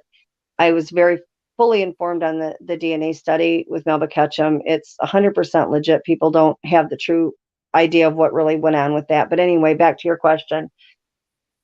I believe they were put here by the ETs 15,000 years ago. They are a hybrid that they created. So it makes sense that they would be placed here by them. That being said, if anybody remembers back, and I want to say 2013, please don't quote me on that date, the Bosnia pyramids started making a vibration out of it in a noise. Okay. And when that happened, my particular clans went crazy. They were so happy. Honest to gosh, they were just jumping up and down. It was like party central in my woods. Now, they were all excited for whatever that meant, whatever group of ETs that was supposed to bring in. At the same time, like I said, my first abduction that I remember was 4, and they told me at that time that I had been taken before. I've been taken a multitude of times since then. And certain ships that would come down in a back acreage terrified them. And when I asked why, they said because when they were brought here, they were supposed to report back and give information on what our habits were, what we were doing, and this type of thing. The Bigfoots have part human, therefore they have humanity and humility.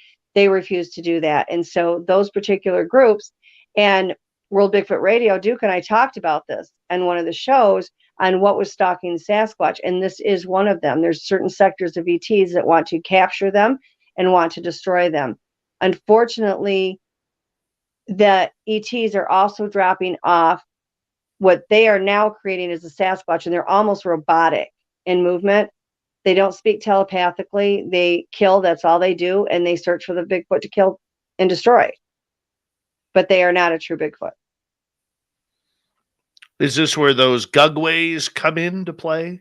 I believe the government created the gugways. Can I prove it? No, I can't.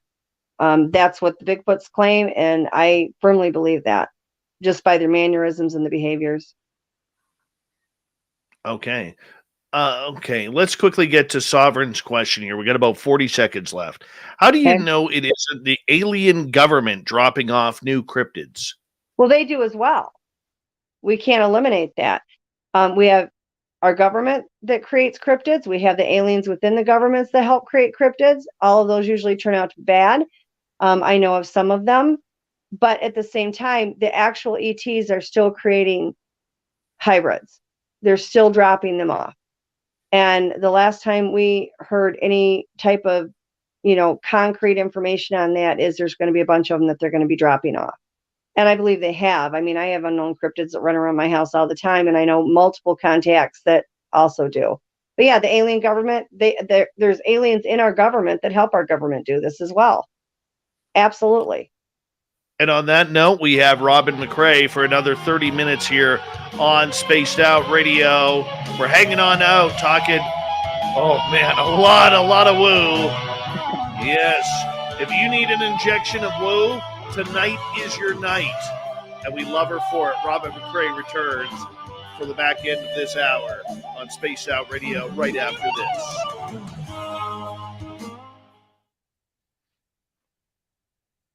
That's perfect. Just perfect. Good. Now it says, is the infamous Sasquatch video authentic squatch or man in a grill? Are we talking about the Patterson Gimlin? Yeah, I'll get into that when we come back. Okay.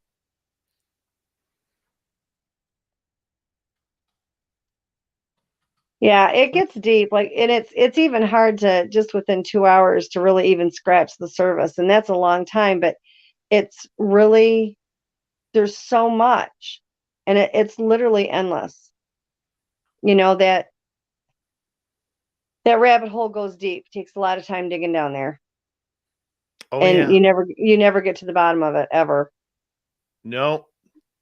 You know, There's always more woo than what you believe. people don't realize, you know, they levitate. People really have a hard time with that one. You think that it's getting them hard to believe in the cloaking. Levitation is even worse. You know, it's like they see these footprints and then all of a sudden you see one footprint and then it just disappears. Well, because they levitate. You know, I've seen them do it. I know they can do it. And when they're cloaking, they can still leave footprints. They used to walk next to me in the woods in Michigan in the fall, and I would see the leaves where it would compact down as they were walking, and then winter would be there. I'd be walking in the snow, and I'd look over, and I'd see footprints being made walking right next to me.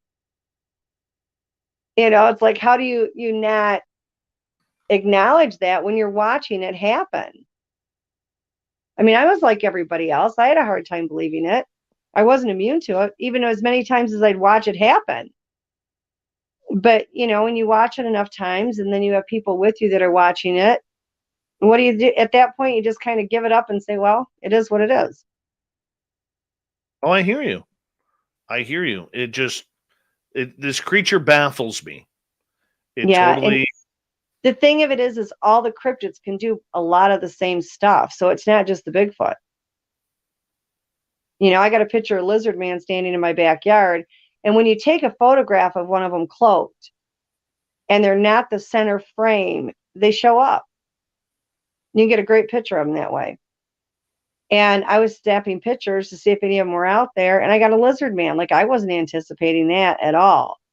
But, you know, he wasn't aggressive. He didn't bother anybody. He was just hanging out. Just what a lot of them do. Well, you know what? Hey, we all have to have hobbies, right? Yeah, I'm telling you, it gets crazy. It literally gets crazy. That's awesome. That is awesome. We had them the one night. We have dogs up that go outside, you know, during the day, and then they come in at night because none of them stay out overnight. But we had let them in to eat, and I went to go let them out for one more potty break. And there was a white female. I didn't even know she was out there, to be honest with you. She was at the back by the woods. She dropped down, and she didn't do a belly crawl. She did that where the butt's up in the air and the hands are down. And she went the crab walk all the way across the backyard and into the woods. And then she stood up and she just stood there. And I thought, you know, she's not taking off. She's just standing there. And Pat says, well, look, there's a black head sticking out from around the tree over here. So I saw the black tree or the head poking out around. Then I looked like probably 20 feet in front of him. And at first I thought it was a black dog until I watched it move. And then I realized it was a baby. And it went like the crab walk all the way over to where the white one was. And she bent down and grabbed him and off they went. You know, they just, once they know they're safe, they just really, they don't cloak nearly as much as you think they do. I mean, they still do, but when I was in Michigan, the group that was there, and I've got some of that group at my house now, but when I was in Michigan, they walked uncloaked all around all day long and half the night. I mean, it was crazy. All kinds of people saw them, and I got to where I wouldn't let anybody come to the house because I was trying to keep them safe. And I had a friend of mine came over and didn't tell me she was coming, and I had never told her about them. She pulled in that driveway with her son and her husband, pulled in. She came in like her butt was on fire, comes running in the house, grabs me, drags me into my bedroom. I said, "What's the matter? We got to talk. You are not even going to believe what I just saw crossing your driveway." It went from the woods, crossed your driveway, and back into the woods again. And I said, "And what did you see?" And she said, "Robin, it was huge." I said, "It was a Bigfoot." "You know they're here?" I said, "Of course I know they're here. I hang out with them every night." Yeah. And she was just absolutely floored. Just could not get past that. After that, she would come over, but it just scared the living tar out of her. I never had anybody get hurt at my house. The only one that they didn't like was the furnace had went out, and I had to have somebody come out to work on the furnace at like 11:30 at night. Give me, I only got about 5 seconds here. Oh, you're fine. So hold on here, everyone.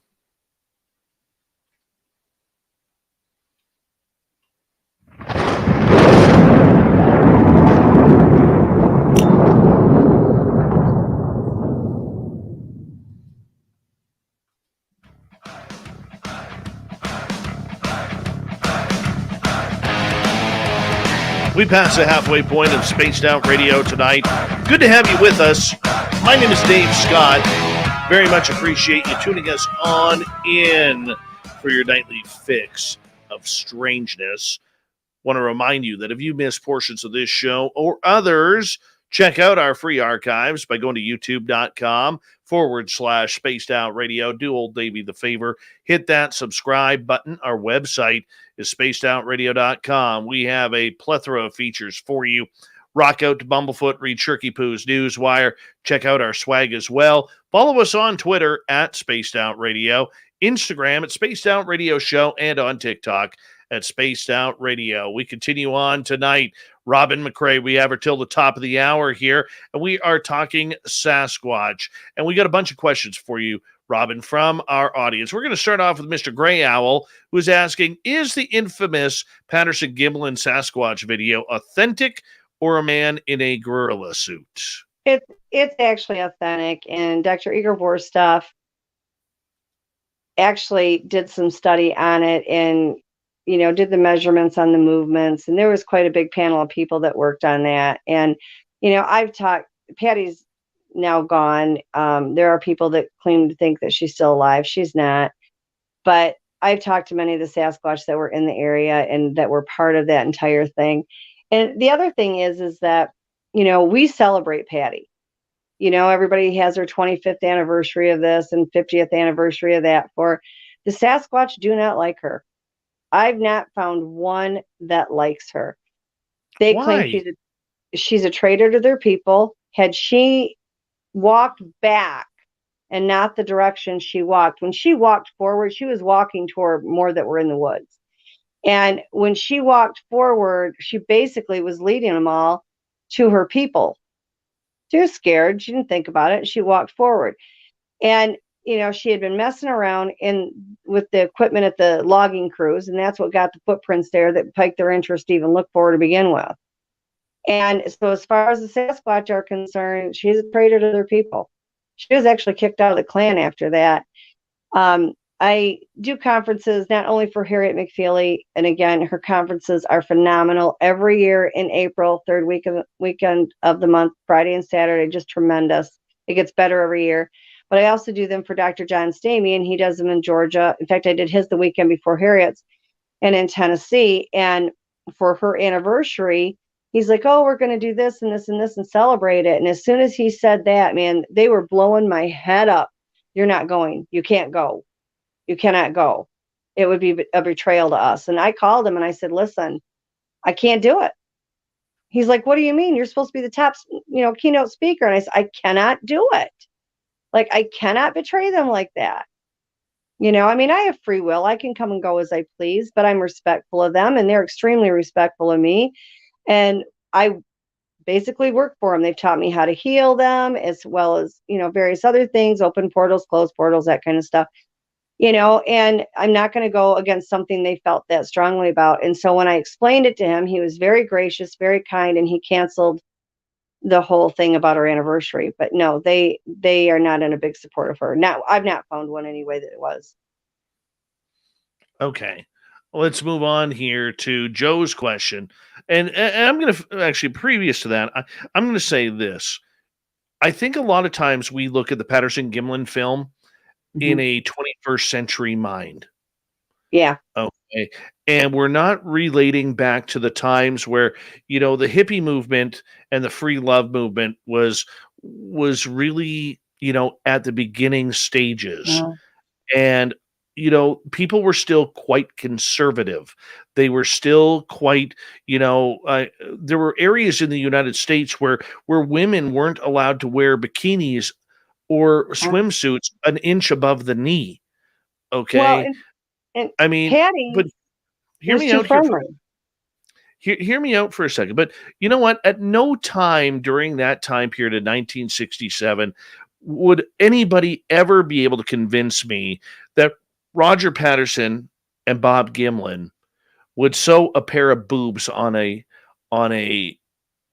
ape suit, Right. like enlarged breasts that are absolutely massive. All right. And I'm not trying to be perverted about this, but this is the reality of it.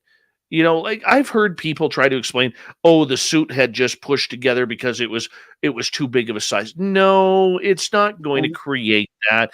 I mean, you're searching for answers that aren't there. Let's be realistic. In a 1967 mind, people are not going to go and sew a pair of breasts on an ape costume Right. thinking that look at this. This is going to be funny.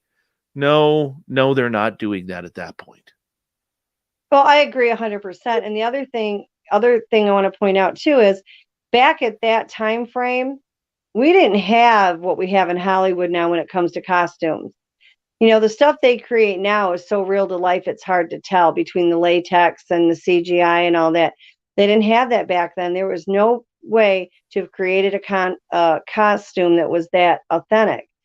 The other thing is, I've talked to people that have legitimately, said Patterson said he got a suit from this person or that person. I believe they're probably accurate, but that particular film is legit. Now, does that not mean that he could have gotten somebody in a suit to possibly think he could, do more films? And there was a suit that he was going to try that. That's entirely possible. I'm not going to dispute it because I never talked to Roger. I will say this: Bob Gimlin is not a liar. I've met Bob Gimlin. He's a good man.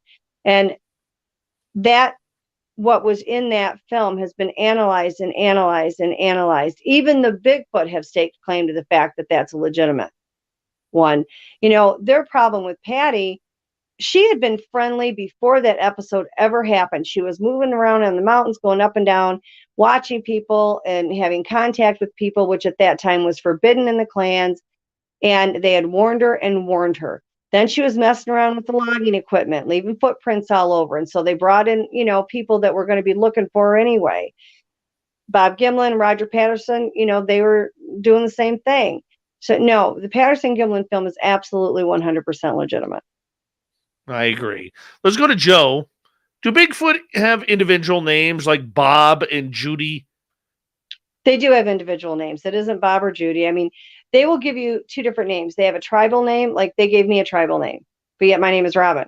They have their own tribal name. And then sometimes when I've asked them for names, they'll give me a tribal name, or they'll give me a name that is easier for our people to understand. It's like I have one that's very tall and brown, and I didn't name him by any means. A friend of mine called him Brownie one day and it stuck. That is not his tribal name, no. But they all have names. Okay. So are they names we would recognize? Most of them, no. Really, no. I mean, there are some that have more of a human name, but they tend to be more, interactive with humans, and they'll hear a name that they like. A perfect example. Mine call me Mom all the time. They have my tribal name that they gave me that they call me sometimes, but they also call me Mom. They call me Mom because my kids grew up around these things. All my kids did. And so they would hear my kids call me Mom. And for the longest time, they just thought that was my name.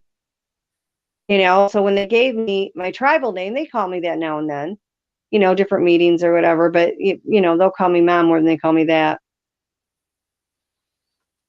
The Doug Shelby is wondering, how do footprints just stop? We were just talking about this, Doug. Dave and I, they actually do levitate. I've watched them do it before. I know multiple people that have seen them levitate. That's why all of a sudden you see footprints and then they're just gone. Some people claim that they're stepping up into a portal at that time. Is that possible? Definitely, yes. I mean, you have portals that are anchored and don't go anywhere. You have portals that they can open at a moment's notice. You have portals where they open them up in the ground. All those things are possible, but they also simply levitate. This weekend at our Vegas event, Carter Bouchard, who is an incredible researcher and author, made a claim about clear hair, that part of the Sasquatch's ability to just disappear is portions of their hair are clear. So when they turn at a certain angle, he believes that that is one of their cloaking effects that they have in order to blend into the forest. What do you think about that? I'm not going to say he's wrong because I don't have any scientific proof to dispute it. I would like to see the scientific proof that claims that that's what happens. Again, I'm not going to diss on another researcher because that is not my findings. He may know something that I don't. When I've gotten hair samples, and trust me, I have gotten a ton of hair samples. I've yet to see anything clear on it. I will say that. They do raise their vibration. They do raise their energy. Now, when that happens, could it make that hair go clear so that they're transparent? It's possible. I wouldn't rule it out, but that is not my experience. Okay. Let us move on here as we continue on. Sheila would like to know, will the clans you were close to back in your hometown find their way to you when you return? Oh, yeah. I've had several of them show up in South Carolina. Nobody was more surprised than I was, but yeah, they'll definitely go back. Actually, I think, the heat is really, were born in Michigan and they like the cold in there. And I live on the sun in South Carolina. So I think they're pretty excited about going back. I know for a fact, one of the mates to one that I'm excessively close to is not overly thrilled about it. She was born in Florida, so she likes the heat. Where he was born, where it's cold, but they do know how to make fire, so she's not going to freeze. Good. All right, let's get over to EMF, who is asking, where do said portals and dimensions lead to? Anywhere they want to go. All they've got to do is focus on it and end up where they want. It goes through dimensions. It can go through rifts. It can go through planes. When they go out of their physical form, they are a multi-dimensional being.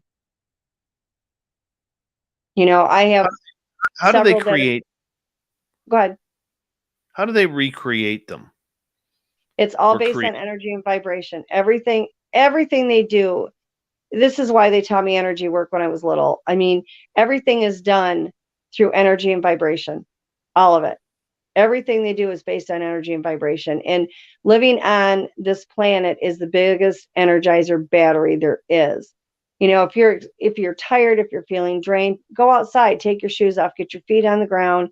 Telekinesis is real. You can do anything with your mind and literally close your eyes and focus on pulling energy from the earth up through the bottom of your feet, all the way up in your body, all the way up to the top of your head. It's really amazing. If done correctly, it will make your energy will be it's astounding. And they are energy based and they have a higher frequency. So when they raise that energy and the frequency up, they can do just about anything. Incredible. Robin McCray is our guest. Let's get to another question here. This one comes from Sandra. Do people wander into these portals? Yes, I've gone through the one time, and the other time, it was, I didn't really go in. I mean, I got an arm or whatever in, but I did go through one at one time. I was not my plan to do so. I don't recommend it. I know people that have gone through a portal and actually ended up in different places and, different time span. When I went through it, I basically went to where they live. These temporary structures everybody sees that look like teepees, they are simply temporary. That is not where they live. They may be where they have sought shelter that night, or a hunting blind, or to people watch. That is not where they live. Trust me, when you see where they live, you never forget it. It's not like anything you've ever seen before. I was not intending to go through a portal. It's just that's what they had me do. And when I did what they told me to, ended up going through a portal and I ended up where they actually live. Other people I know have gone through them and ended up in a different time period. It's not a wise thing. They wanted me to go one time. Well, they wanted me to go in a portal one time. And I said, number one, I'm a mom, I'm a grandma. Can I come back? And they said, we cannot promise that. We cannot promise it. I said, will it hurt me? And they said, well, you have, no matter if you are able to do whatever, or if you've now evolved and you're, gone into that fifth dimension, your body is still a 3-dimensional body, and our bodies are not made for it. It's not recommended. People that are in this field of research, because of the energy that the Sasquatch radiate and the other cryptids, it does to our body the same thing that possibly radiation would do. It changes things, and you can get sick. That's why if you notice in this field of research, most of the researchers end up with tumors or health issues or, what have you. And they always end up with health problems. The Bigfoots are not doing this on purpose. They can't change their energy any more than we can change what ours are. Now, when I'm out with them, because I'm out with them so much, I generally will say, pull it back a little bit. That they can do. They can't eliminate it. It's part of their body makeup. They're not doing it to hurt anybody. It's just what they are. So when you go through these dimensions and you go through these portals, you're looking at a high intense energy and vibration. We have a 3-dimensional body. Our consciousness may be up in a higher dimension, but our physical body is still 3D. And it does not always do well. There's lots of people that have gone in them and not had a problem. I wouldn't recommend it on a regular basis. I don't recommend it at all, because just because you can get into it, you necessarily don't know that you can get back out. Wesley from our chat room is asking, how many languages do the Bigfoot speak? They can speak their language, and they can speak any language that we may have. The ones in Russia, they would try to mind speak to me in Russian, and Igor Burtsev tried to teach me Russian. I cannot do it. I've tried, and I failed miserably. So generally, when they try to talk, because when I was in Siberia, I talked to them there, and they still contact me, and I'm like, you guys got to switch it to English, or if you want me to understand anything, and they will. They can speak any language that is necessary with our people. Sometimes, if you have ones from the United States and then you're trying to talk to somebody in Chinese, it's a little bit more muffled, but they tend to pick up the language that they're most around. They can alter it to another language if necessary.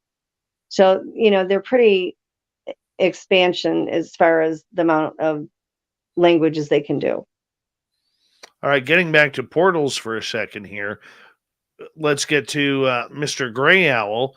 Do portals have a carbon footprint?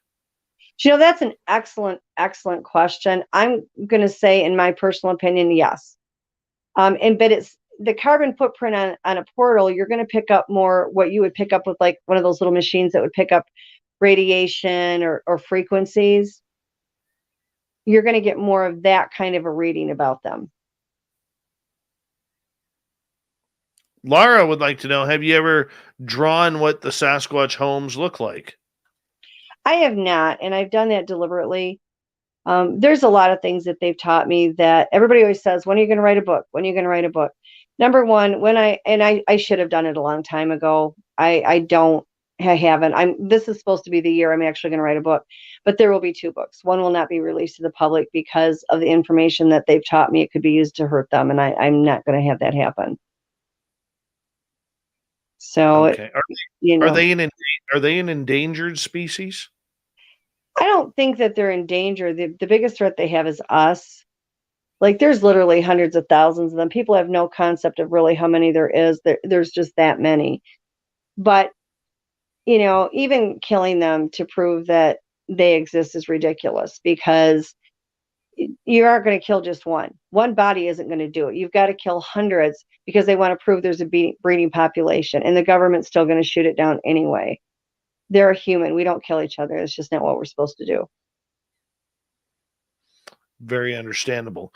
All right, let us move on here, and let us, we got about 5 minutes to go here. This is just flying on by. Marlena wants to know, why do they smell?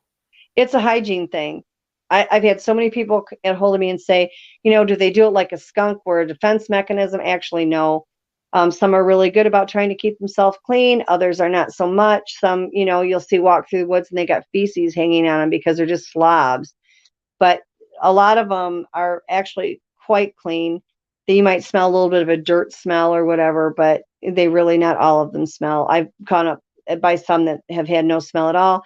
Females, when they're pregnant, like that smell of the flower fragrance. I know a male that likes the smell of skunk, and he takes skunks and rubs it all over him. I don't know why he thinks that's charming, but it's not a defense mechanism. Oh my gosh. So what is their route of hygiene then? Well, I mean, they'll get in the streams, they'll get in the lakes. They're excellent swimmers. The rivers. We used to have an above ground pool, and we would go through 3 or 4 of them a year for the kids, because they literally would climb in it. They love the water, and they, just like us. And there's some, I'm sure, that don't like it quite as much as others, but they'll get in and they'll literally clean themselves up. And the females, my daughter had a hairbrush and she left it outside, and it took all of 10 minutes of her walking in the house, and they had swiped the hairbrush. They brought it back 3 days later, broken in a million pieces. But they'll brush their hair, they'll braid their hair, they'll take flowers and entwine it in there. They'll, animals that they've killed, they'll wear the hides. Okay. Katie would like to know, do they sleep laying down? Yes. Yes, and if you actually go on the SasquatchGenomeProject.com, there is a video of Matilda laying down that they videotaped her so they could check her respiration. Kira would like to know, if a Sasquatch heals you, does that imprint a bond on you with that group or clan? It's possible. They, one of the laws is they're not supposed to interfere with our lives or help us with our daily problems. However, occasionally you'll get one that will find that they really like you, or they think you're a good person, and if they can help you, they are very good about trying to help if they can. And some of them will do it and they'll imprint on. It just depends. It comes down to the individual if they want to, stay in that close of contact with you or not. You see multitude of times where kids get lost in the woods and they'll bring that child back and they'll deposit them on the doorstep of their house or whatever. It just depends on the individual. Or in briar patches that have been searched 4 times in North Carolina. Exactly. That story, I don't care what anybody says of that 3-year-old that went missing for 2 days and was hanging out with a friendly bear. That was a Sasquatch, 100%. And that briar patch that the child was found in, they searched that area like 3-4 times. Yeah, and they put him in they put him in the briar patch because wild animals will not go in the briars. So that was done like that to protect the child. And add to the fact that the child was not cold. The child had no type of hypothermia. The child had no scratches, nothing on it. Its coat had a couple of rips, but that was from going into the briar patch and bringing the boy out. But there was nothing. They've saved my life 5 times. So, I mean, I know for a fact how good they can be. And I always tell everybody, the good ones are the deepest love that you'll ever experience. They love on a much deeper level than we do, and the bad ones are lethal. Incredible. We got about 90 seconds left with you tonight, and I want to say a big thank you for coming on again, Robin. Thank you. I appreciate it. I love you guys. This is always so much fun with you. It really, really is. I Do love us a it favor. on your show. Tell everybody where they can find your information. You can find me on Facebook. I'm under Robin Haynes McCray. If you don't put the Haynes in there, you're not going to get me. Or you can reach me by email. It's RLYNNE and then a period, Forest, FOREST, PEOPLE @gmail.com. And when you look for me on Facebook, it's Haynes is spelled HAYNES. Robin Haynes McCray. Love it. I think you are absolutely amazing. And make sure you keep up your awesome work with us here. And I know with Duke, and I know with Duke at World Bigfoot Radio, he's going to keep us in touch with what you are working all the time as well. So it's always amazing. Robin, thank you so much. We really do appreciate it. I appreciate it. Coming up next. Deworm asks, do they sweat? Yes, they do. All right. Well, yes, Sasquatch sweats. That's what he uses, the puffing tail of a rabbit to kind of dry itself off. Yes. That's right. Coming Thank up you next so on much for Spaced having Out me, Radio, Dave. you're welcome. We're going to head to the swamp. Our resident swamp dweller is going to take us for another spooky ride. Then Bigfoot Michigan Rob will be back with another awesome cryptid report. Shirky Poo's got the news. A jam-packed hour 3 of Spaced Out Radio coming up next.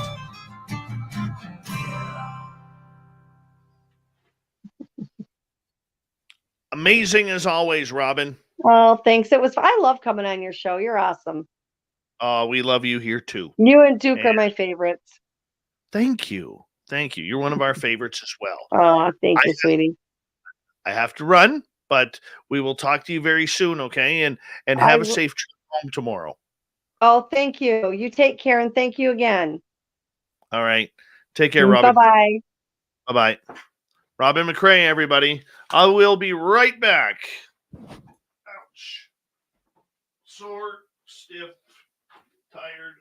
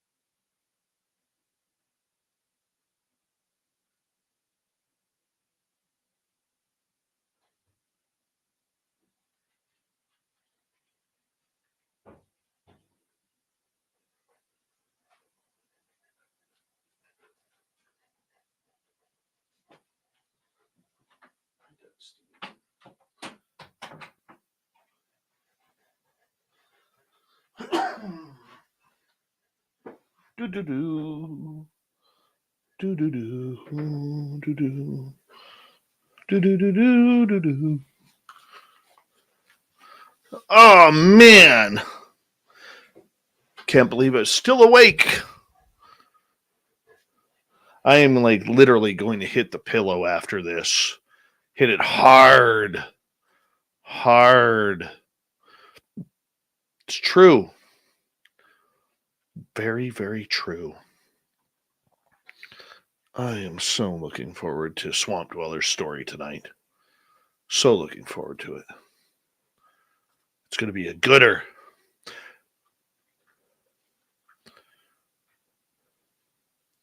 Oh, yeah. Enzo, the big winner in Las Vegas.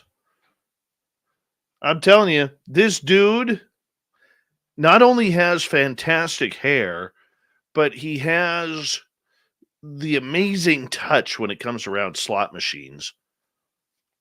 I'll just throw $20 in here and see what happens. I'm Enzo. Why would I not? Yeah. $2,000 later. My goodness. My goodness. Bigfoot Michigan Rob is going to have to break out his collection of headbands tonight. Guaranteed it's something new. Mark Sanchez, it was an absolute pleasure meeting you, man. It was an absolute pleasure meeting you. I look forward to meeting you again next year. The gorgeous Coral, nice to have you here. Duke is traveling tonight, so he is not going to make it in tonight. So I apologize about that. And here we go, everyone. We're going to get to the Swamp Dweller here momentarily.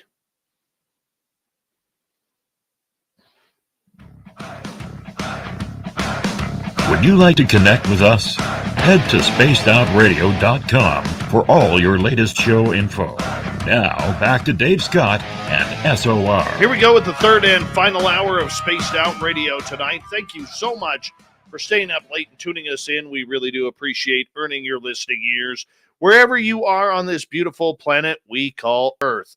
Hi to everyone listening in on our terrestrial affiliates around North America and digitally on TalkStream Live, Odyssey Radio, and KPNL.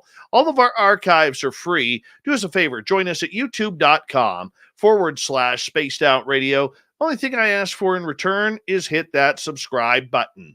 The Desert Clam has set the password for tonight in the SOR Space Travelers Club. Malacophilus. Malacophilus is your password. Use it wisely, Space Travelers, as the Clam sets the password each and every night right here on Spaced Out Radio. Our website is spacedoutradio.com. We have a plethora of features for you. Rock out to Bumblefoot, read Shirky Poo's Newswire, check out our swag as well. Follow us on Twitter at Spaced Out Radio, Instagram at Spaced Out Radio Show, and on TikTok at Spaced Out Radio. It is time once again where we head into the swamp. Our resident swamp dweller takes us for another legendary spooky story. Hi, Spaced Out Radio listeners. This is Swamp Dweller. It's time for your nightly dose of spookiness on the show. If you have an interesting encounter or a spooky story that you would like to share, be sure to submit them in at swampdweller.net. You can also find our YouTube channel at youtube.com/swampdwellerreads. Now, let's chill out, relax, and together, let's enter the swamp.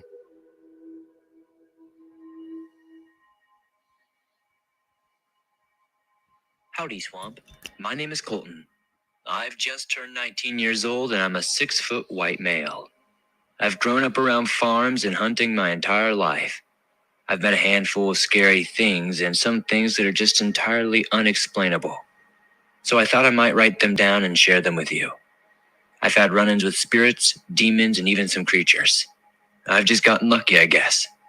Anyway, I will talk about a much more believable story today because it has to do with a much more understood animal, boar hogs. I've always been a little scared of them. They are little savages, or not so little at times. Something about a pig's scream gets to me, not to mention the wild hogs can have long tusks. So, they are formidable.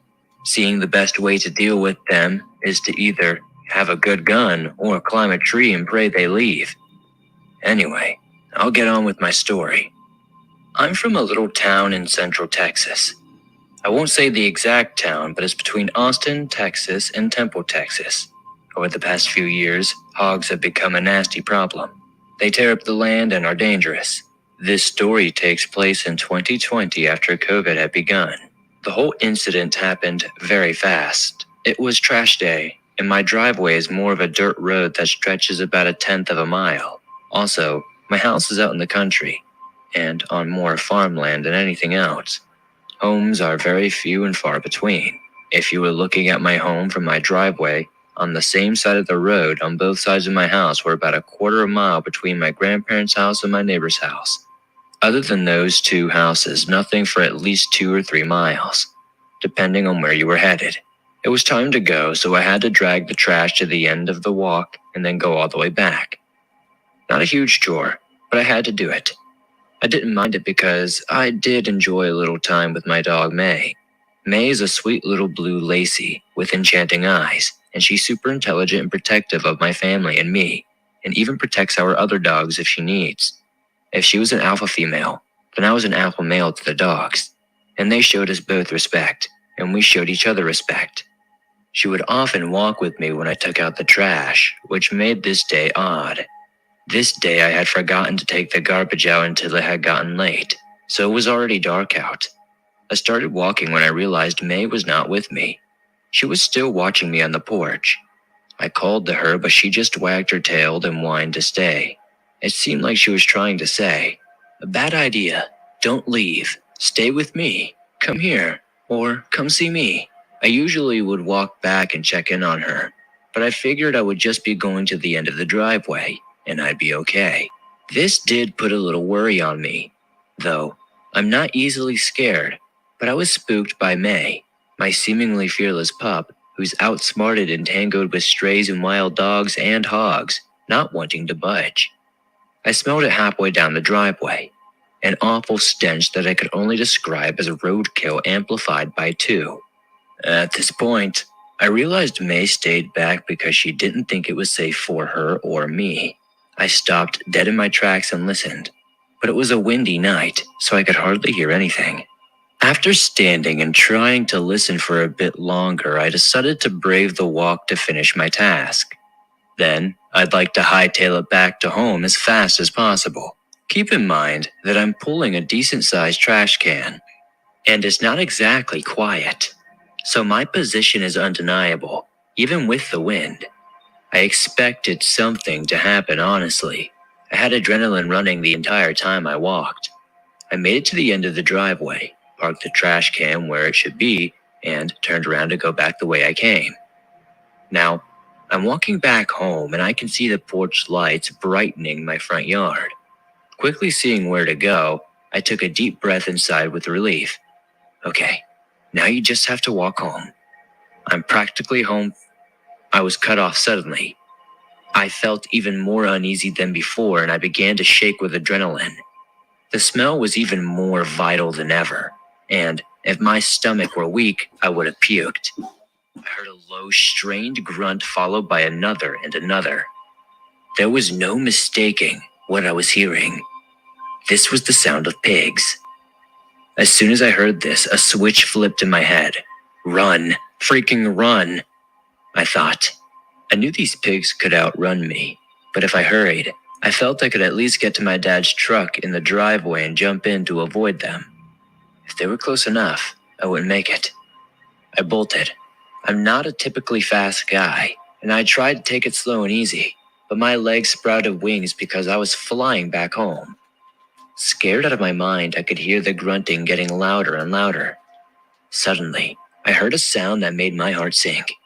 When hogs sprint, they sound like a mix of grunts, coughing, and growling. It meant they knew I was there, and they could probably see me and were coming straight for me. I began running faster, and as fast as my legs could possibly carry me. I started thinking, trying to figure out what to do, then it hit me. May, help! God, I love that dog. As soon as she heard me, she barked loud and started running for me. She was coming to get me, to make some sort of distraction at least.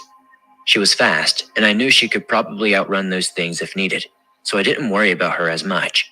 She started yipping at me, as to say, hurry the hell up. I was going with the wind now, and May was at my side. I made it, got to the porch, and spun around. I knew if those hogs were there, I wanted to see them because I wouldn't leave May alone with them now. And then I realized the screams were gone. I didn't see or hear any of the pigs anymore, but I could still smell them. I grabbed the first gun I could get to, which was a 12-gauge shotgun, and a box of shells for it. I ran outside and sat with my good girl for a few minutes. The smell eventually went away and they left. I believed the scent of the canine combined with me coming into the light of my house was enough to make them decide against chasing me. Because I don't think I would have made it home otherwise. It was too far. I petted up that dog, and I still love on her today.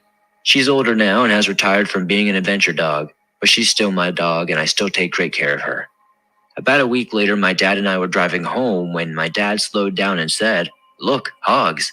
I looked up to see a group of hogs, at least 30 of them, anywhere from 200 to 500 pounds. They were huge. No doubt this was definitely the group I ran into. This was about a mile from my house, and I still see signs that they are around us. But I don't go out at night anymore. I take care of everything I need to do in the daytime. Oh, man. Sorry about the coughing there. My night is getting a little bit to me here. But we want to say a big thank you to the resident swamp dweller for another amazing episode. He'll be back tomorrow night with another spooky story. But for now, it is time to get into a little bit of cryptid news because we got Bigfoot Michigan Rob filling in for Super Duke at World Bigfoot Radio.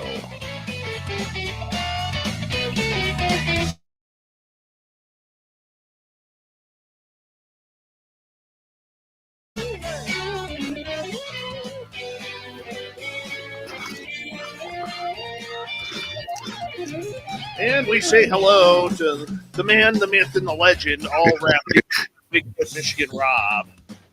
And Rob, first of all, I want to say something to you on a personal level. And there was a passing in your family, which caused you not to be able to come to our Vegas party. And my family has gone through the same type of tragedy as yours is now going through. On behalf of everybody from Spaced Out Radio, we want to say we love you, and we send a lot of thoughts and prayers to you and your family regarding the tough time that you're going through right now. I know it's tough, but we're here to help you get through that, my friend. Well, Dave, thank you for that. I appreciate that. And, it is a tough time, and I wasn't going to make mention of it. You did, and I thank you for that. And, it's funny because last Tuesday I was doing the Cryptid report, and you and I were kidding each other about how we were going to take down each other playing poker. And for the last couple of weeks, we were going back and forth playfully, in chat or whatever. And on the show last Tuesday, 3 hours after the show last Tuesday, I got the call that, my cousin passed away. Drug addiction took him for the final time, and he's now resting peacefully. The only thing I have to say on that is something that's very real. It's a disease. I do believe that. But now my cousin's resting, finally has peace. The family has peace. I'm at peace. Sad, yes. Very sad that I missed the party, but I've got like 6 people left in my family. So literally my immediate family. So it was a tough time, and I was there for my mom and the rest. And but we have to trudge forward, right? We got to trudge forward, and that's what I'm doing. And I appreciate you having me on, and I'm glad I'm on because I was looking at all these Facebook pictures, all these beautiful people. Nicole Sasquatch, every time I see her, a big smile on her face. Nate Rudd, yourself, man. That gave me a smile, Dave. So all the people that shared pictures, thank you for that because it helped me get through a tough time. Well, you know what, Rob? We missed you. We all talked very highly of you, that we would have loved to have had you there, but we understood, sometimes life gets in the way. But you know what, my friend? I also want to, encourage anybody out there. If you have an addiction, if you have a problem, go get help. Seek help. You are loved. You are people who are valued. You might not see that value, but many of us out there believe that we need you better in our lives. So if you're out there and you are struggling right now, call those 1-800 numbers that are out there. It doesn't take long. You are winning if you make that call. You're winning. And for those of us who have lost loved ones to drugs, to alcohol, whatever the disease may be, we know the pain from the other side. And if you want to pay us back, if you're an addict and you want to pay us back for our pain, win. Win. Go defeat the evils of drugs and alcohol, and that's what you can do to help our families out that have lost and have had to go through the pain. And Rob, I think you would agree with that. I couldn't have said it any better myself. We might as well get started before I tear up here. Thank you, Dave. I love you. Love everybody in chat. And what's funny? I didn't realize the amount of people that realized I wasn't in Vegas. I've got on my social media, Rob, where are you at? What's going on? And I was just like, wow. So that's just a great thing. That's a great feeling to be loved by people I haven't even met. And that's the biggest downer as far as not going, was not to meet all these wonderful people. But again, life goes forward. And Dave, you couldn't say it any better. You must, if you have a problem, call those numbers, because it's up to you. Really, what I've learned throughout this experience, the person has got to want to do it. And all we can do is sit in the background and just watch and pray and wonder what night is the night that Johnny or Cindy is not coming home. So with that being said, not to get too depressing here, thank you for that, Dave. I love you. I love everybody in chat and listening.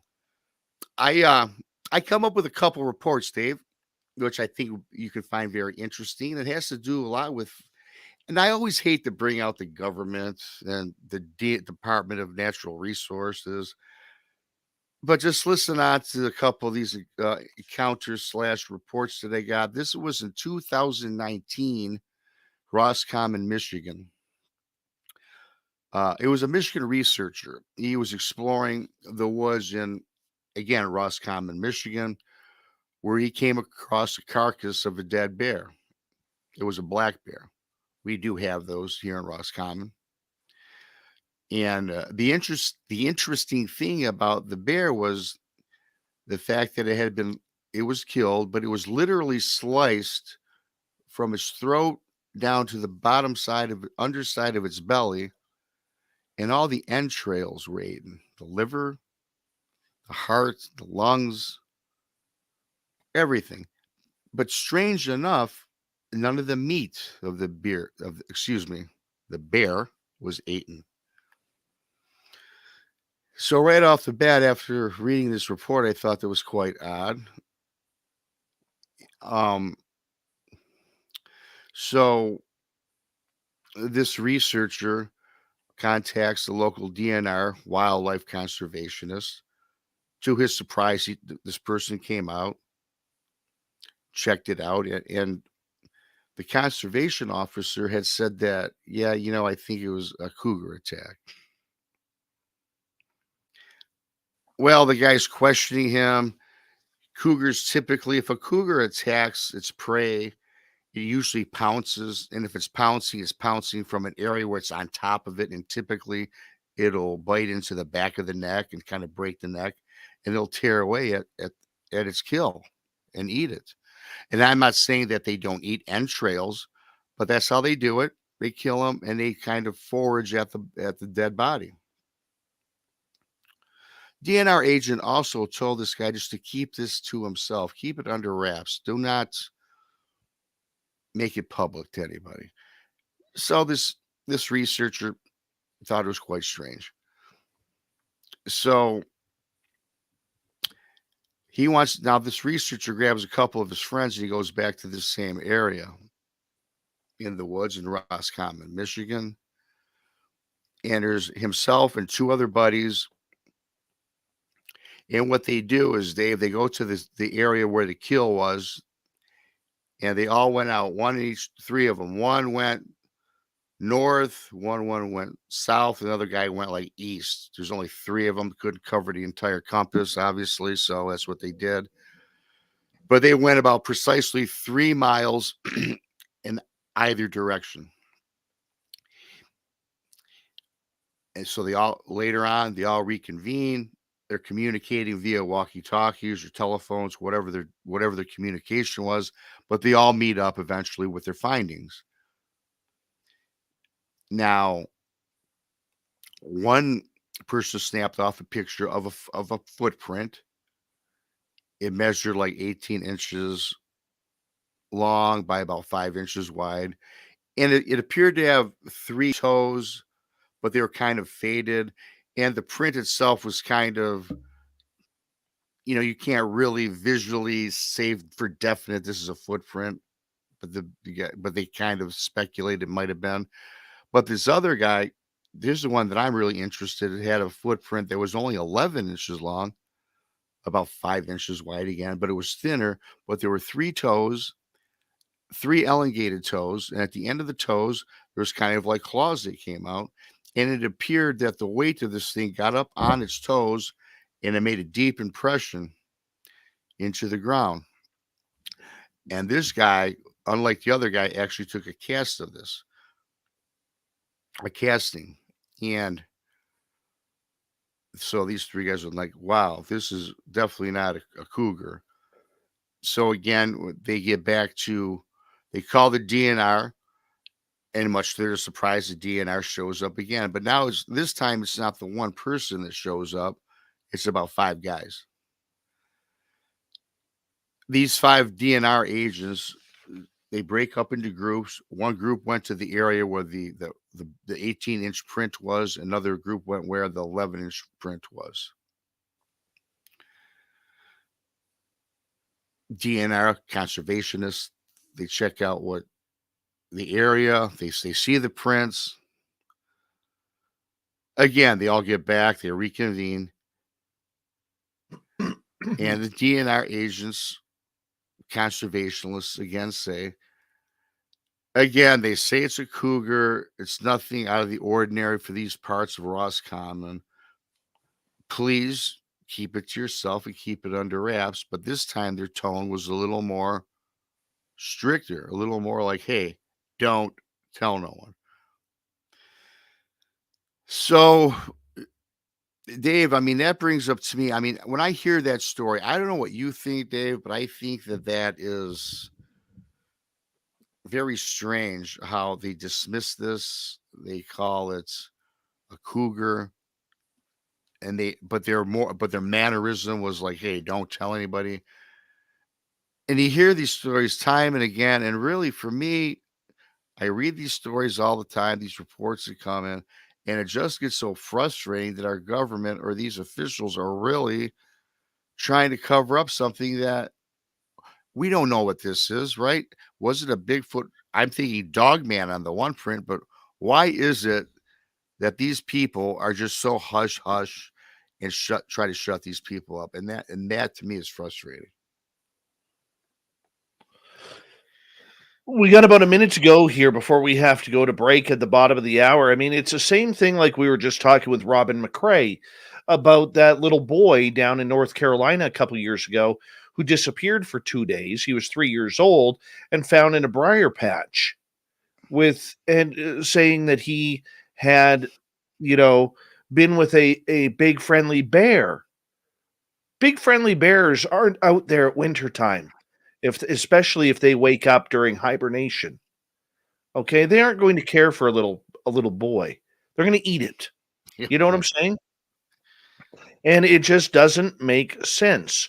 And the fact that something like this could be covered up as well, Rob, it makes total sense. Total sense, because they don't want the public knowing that there's a giant 10-foot creature with leaving 18-inch footprints walking around, when they can, where that will literally affect everything from tourism to environmentalism. They can't have that. Rob, we're going to continue this and much more with Bigfoot Michigan Rob on the Cryptid Report here on Spaced Out Radio. And Rob is looking good in his bandana, his big smile, his very high and tight goatee, talking Sasquatch. We continue on Spaced Out Radio when we return for Bigfoot Talk on the mighty SOR. Stay tuned.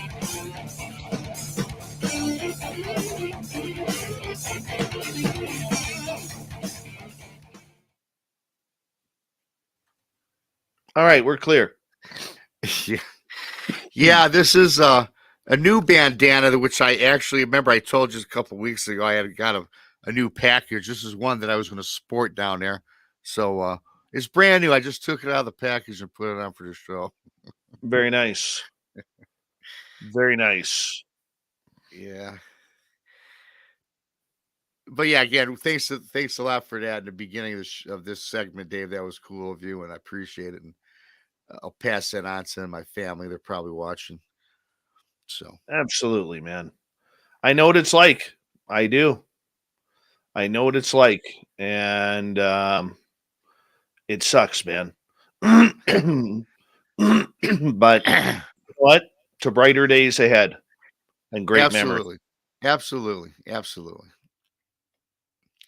And it actually snowed here. It's April 27th. Unbelievable. I know you don't care because you get snow all the time, but here in Michigan, man, it's like, dude, it sucks when it snows in April. Yeah, it is big time. Yeah. It sucks when it snows in April. It should be illegal. So did you get a chance to play any poker with Carter or no? Or did you No. We didn't get an opportunity. I'm really bummed about that. But the days, dude, they flew by. Did they fly by? They flew by, and there was always something that had to be done, and some, and the next thing you know, it's lunchtime, and the next thing you know, it's dinner time, and the next thing you know, it's nighttime, and everybody wants to hang out, and I mean. In typical Vegas fashion, yeah, you run out of time. I mean, I know and it's happened to me not just on this trip, but other trips when I've gone down to Vegas. There's been times where I've wanted to do things, like whether it's go to the gun store or drive out to the mailbox at Area 51 or whatever. And the next thing you know, you're on your flight home and you're like, how the hell did I miss this? Yes, it's almost like, okay, let's say, well, I know you got there Thursday, but let's say the average Joe got down there Friday, Saturday, maybe left Sunday night or Monday morning. Friday and Saturday is just not long enough to do anything like you said. And you had the show Saturday. Friday was probably the big meet and greet. I'm guessing, where everyone got together, had dinner, had a few drinks or whatever your deal is, and then Saturday you had the show. It's almost like I always go, when I go, I need 4 solid days, and that 5th day, I don't care what I do, and I leave the 6th day. Especially if I'm going with friends, because there's just too much to do.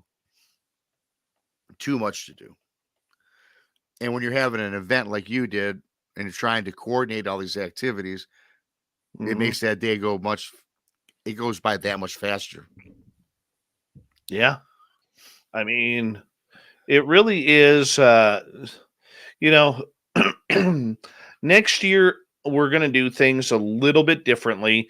This was a learning curve for us because I didn't know anything going in, and I'll talk a little bit. I mean, Rob, if you want to hang out through the news, if you have time, we'll talk a little bit about it once we get done the show portion. Sure. But I was only expecting 10 to 15 people, maybe 18 people. Yeah. And we ended up with about 60. Right? That's fantastic. Yeah. And here's the thing too, Dave. You got 60. Next year you're gonna get 100 because typically the second time around is bigger. Well, you know what? That's what we're hoping. We're going to do things a lot differently next year.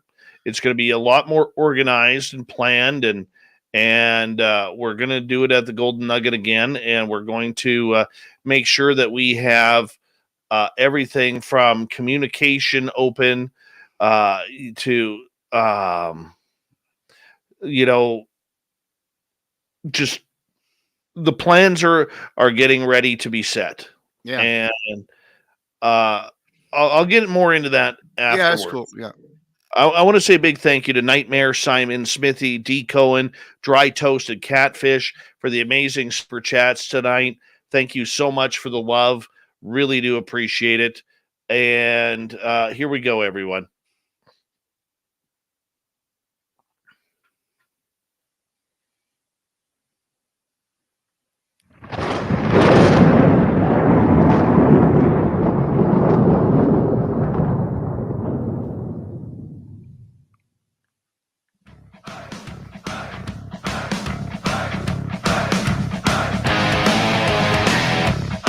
We've rounded third. We're heading for home tonight on Spaced Out Radio. Good to have you with us. My name is Dave Scott. Very much appreciate earning your listening ears. Want to remind you that if you missed portions of this show or others, check out our free archives by going to youtube.com/Spaced Out Radio. Do us the favor, hit that subscribe button. Our website is spacedoutradio.com. We have a plethora of features for you, including rocking out to Bumblefoot, reading Shirky Poo's Newswire. Check out our swag as well. Follow us on Twitter at Spaced Out Radio, Instagram at Spaced Out Radio Show, and on TikTok at Spaced Out Radio. We continue on with the Cryptid Report all the way from the beautiful state of Michigan. Bigfoot Michigan Rob is here. Rob, welcome back. Thank you, Dave. Great to be back. Great to be on the show. Hello to everybody listening over the radio and here in chat on YouTube. And Dave, I come up with this second report. I'm going to read part of this. The last one, I most of the reports when I come on the show, I just do from memory. I read them and then I recite them back. But this one here was kind of interesting, so I kind of wrote it out. But again, Dave, this is regarding, excuse me, the DNR and the conservationists. So I kind of try to keep everything a theme. And this again is in Michigan. And this is like the DNR wildlife brushing off a mystery in the woods. This was in Hancock, Michigan. This is on the AP Wire news report that I got off this line. And it's Wild Kingdom meets CSI is what they call it. It's a baffled wildlife experts and hunters tried to figure out how a dead deer ended up 12 feet off the ground up in a tree.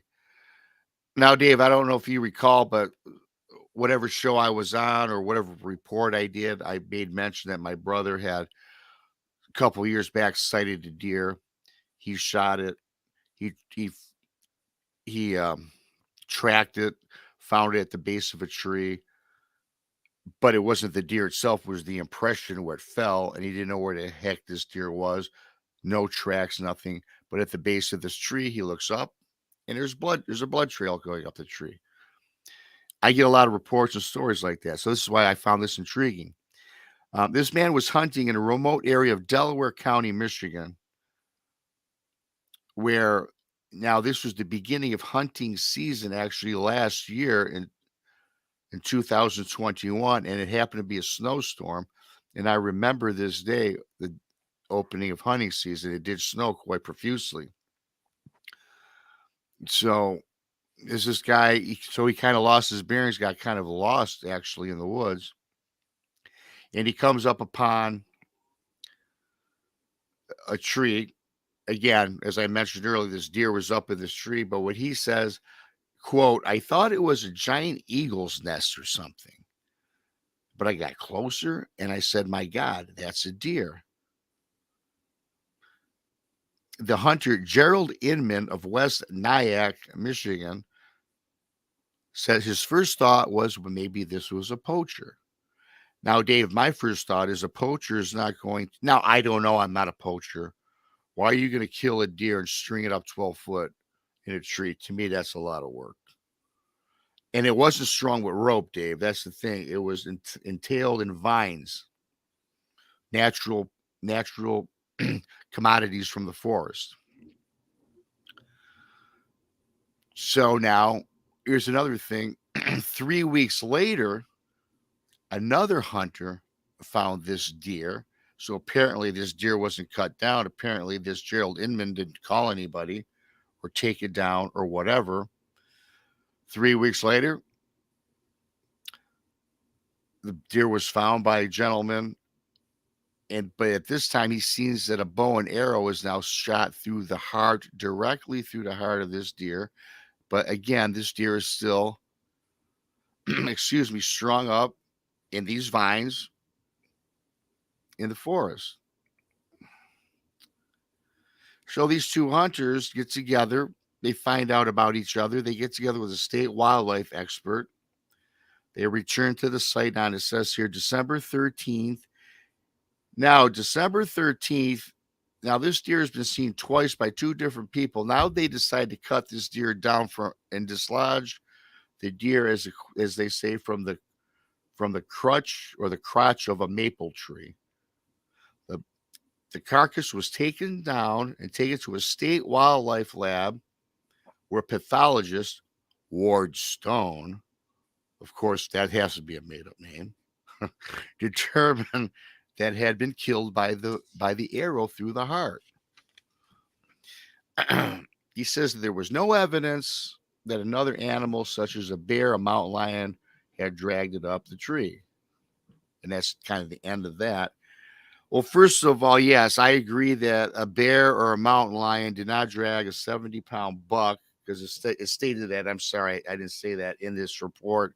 It was a roughly 70-pound buck. A cougar, first of all, I know a bear is not going to take anything up a tree. A cougar might take a fox up a tree, right? They're not going to drag no buck up a tree. Not to mention, it wasn't even eaten. It was just, the thing that intrigues me about this, it was entwined in vines and left there. And the other thing about this is, how come nobody just took this animal down? They just let it sit there.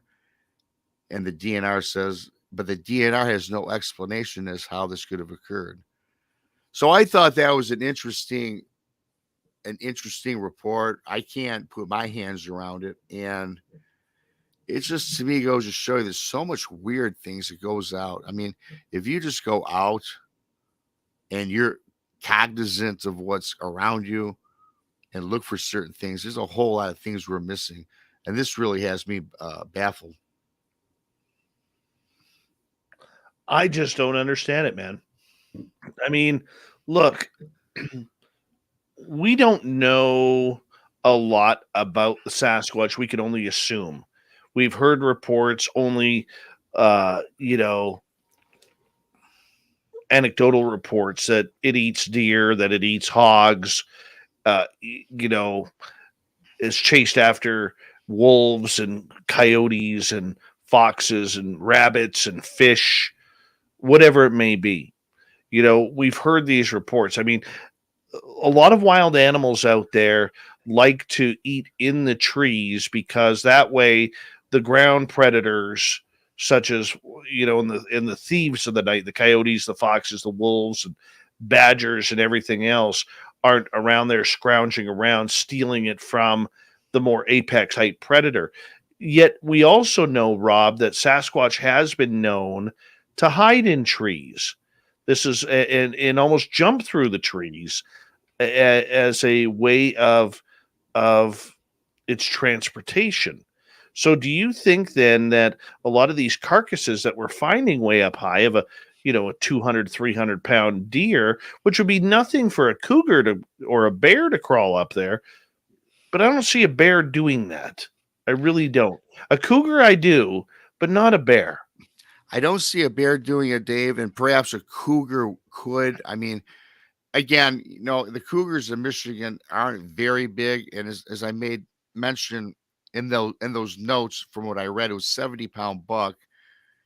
And yes, I agree 1,000% with you, Dave. I do think that, like any predator, and I'm not even suggesting this is Bigfoot, right? I'm suggesting any predator, they're known to even hide their kill, perhaps up in a tree, and many have been known to even bury them and hide them that way. But the thing about this that I'm perplexed about is, why was there an arrow through the heart?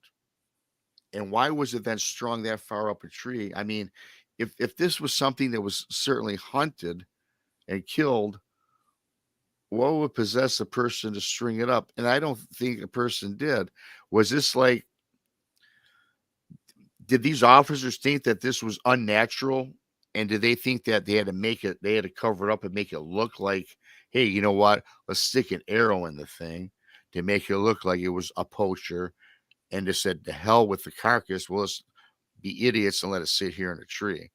That's the thing that kind of it gets me, that if this is not even a cryptid report, that how people could actually do something like this for a joke, or maybe to create a mystery, if that makes sense. Because I don't, that is something that that still I can't wrap my arms around that. I don't know, Rob. I'm just as baffled as you are when it comes to this stuff. So it's going to be interesting to see. Any other reports that you have to share with us? I did want to say something really quickly. I don't know how much time I got left, because We got about 4 minutes. Okay, I can do this in 4 minutes really quick. You had Robin McCray on, and this is kind of a report. She was on I had her interviewed her on a show. I don't know if I made mention of this before. And Robin is an awesome person. Robin had never met me before, and I never told her about an encounter that I had. And of course, as everyone knows, I was out fishing and saw this creature from the shoreline. So during my interview talking with Robin says to me, "Hey, Rob, Delano wanted to tell you he meant you no harm." So I'm like, "Delano? Who in the hell is Delano?" I'm thinking. She's kind of laughing. She goes, "Yeah. Hey, Rob, it's that Bigfoot that's been trying to contact you for the last couple of years, but you're not allowing him in." I'm like, "What?" She goes, "Yeah. He was throwing rocks at you. Your girlfriend was there. We met her no harm. We met you no harm. But we didn't know quite what you were doing there." She says, "Yes, you were fishing. You were in an area there." And she had made mention of that. But you know where you were? You were in an area. And this goes back to a lot of things that she said on your show tonight. You were in an area where their children were. And they felt not that you were a threat, but they were taking precautions as to not know what maybe your intentions were. So a lot of the things she said tonight resonated with me today and a few months back when I spoke with Robin. And I'm like, wow. And some of the things that she made mention to me, I never told anybody about these things. And there was a family of Sasquatch in that area. The one was kind of disgruntled. They've been living there for several years. They don't have that as their main place where they live, but it was a stopping grounds for that particular summer, and they were passing through. But I was in an area with their young, and they just want to let me know, because they said that they could have hit you with the rocks with precision, but Dave, these rocks landed like a foot in front of my boat, right? That's precise, and they were like boom, boom, boom. Mm-hmm. And then they said, "Look, we're sorry about what happened to Cindy, who was my girlfriend at the time. They had nothing to do with that. They hit us with an energy burst or infrasound, like Robin mentioned today. That was them." They said they did that to startle you and just to get you out of there. But they did make mention that the energy burst as Robin said, that they could give you a heart attack, they could scare you. They had nothing. They did not do it with illful intentions. And so tonight's show for me was fabulous. And I talked to her several times. In fact, she's going to be coming down to Michigan here pretty soon. I love to hook up with her because I bet she'd be a trip to go out researching with. And so I did want to make mention. Yeah, Robin, she's awesome and she knows what she's talking about. And I tell you what, the things she told me, nobody but myself and my now deceased girlfriend knew about. So that was an awesome show. And I did want to mention that and give her props because she's a real deal, man. Yeah, she very much is. Very much is. And it's a lot of people, when you look at somebody like Robin, you have to take it with a grain of salt. But you also have to realize that there are a lot of how can you put it? A lot of truth to what she is saying by people who have confirmed it. And when you have that, it just adds to the wonders, Rob, of what we're really researching. Like I've said this once, I'll say it again. The more I know, the less I know. That's why I do this, because I think it's something that's unending. It's just an unending challenge. I really believe that. But that's what keeps it fresh, right? Except for certain people that are closed-minded or they have blinders on the sides of their eyes. Those people, oh well, they're out there, but yeah, that's why I love what I do today, man. It's just exciting. It's the wonderment. It's fascinating. It's just fascinating. I'm glad I had my encounter despite what happened, despite it was not a good one. But hey, that's why I do this today. And it's just, it's fabulous. I love it. I can't get enough of Absolutely.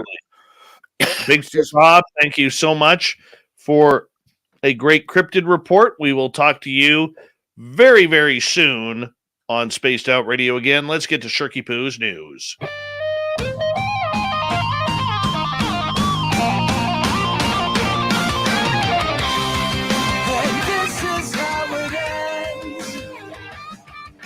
All right. Let's see what Shirky Poo has for us tonight. A woman who has seen so many UFOs is now freaked out to even leave her house. Why? Because she fears she's going to be abducted. Sasha Christie saw her first unexplained phenomena when she was 7 years old. Since then, she's made a further 8 sightings. The stay-at-home mom from Liverpool has seen lights flying across the sky ever since she had a joint encounter with some friends on a holiday in Wales back in 1997. Now, apparently, she suffers from PTSD due to her experiences and is afraid to leave her house because she thinks she's going to get some aliens. It's very hard to explain my encounters as it's hard for me to believe what I've seen, Sasha says. I've spent my whole life trying to think of other scenarios of things that could be, but the only conclusion is that it's the other life forms and UFOs. Looking at the sky, it scares me as I don't know what I'm going to see next. How about go outside and enjoy your life? The aliens are going to come, lady, whether you like them or not. You don't have a choice. Go live. Firefighters in Washington came to the rescue of a woman who fell into a outhouse toilet vault while trying to retrieve her dropped cell phone. Yeah. The Britain Fire Department said crews responded to the outdoor potty near Mount Walker, and after receiving reports of a woman trapped inside the commodes tank, the department says the woman in her 40s had dropped her cell phone and fell in while trying to retrieve it. She was found and was unable to get out on her own after locating her phone. Could you imagine that stench? The woman washed down at the scene when given replacement clothes. Firefighters said she was not injured, but they recommend that she seek medical attention due to coming in contact with human waste. The woman only wanted to leave and thank firefighters as she continued on her journey, smelling a little poopy, shall we say. A bride and her caterer have been arrested after wedding guests were allegedly served food laced with marijuana. Yep. Dania Glennie of Florida and Jocelyn Bryant could now be charged with tampering, negligence, and marijuana delivery.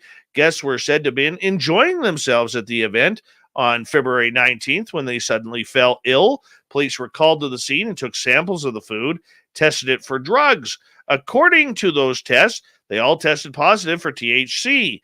Glennie told police she did not consent to cannabis being put in the food. A number of people reported suffering stomach aches and experiencing vomiting during the party. Some even required medical assistance and were taken to hospital. Who does this? Miranda Katie, who was also there, says, "We were just all enjoying and celebrating our friend's success on the dance floor, having fun catching the bouquet. I just started feeling a little bit dizzy, just kind of like the room was spinning around and things got distorted." And Miss Katie has now demanded an apology. She says, "I actually text myself at least one time a message just in case I didn't make it through the night. Whatever the reason, I think people just want an explanation." What is with this lady?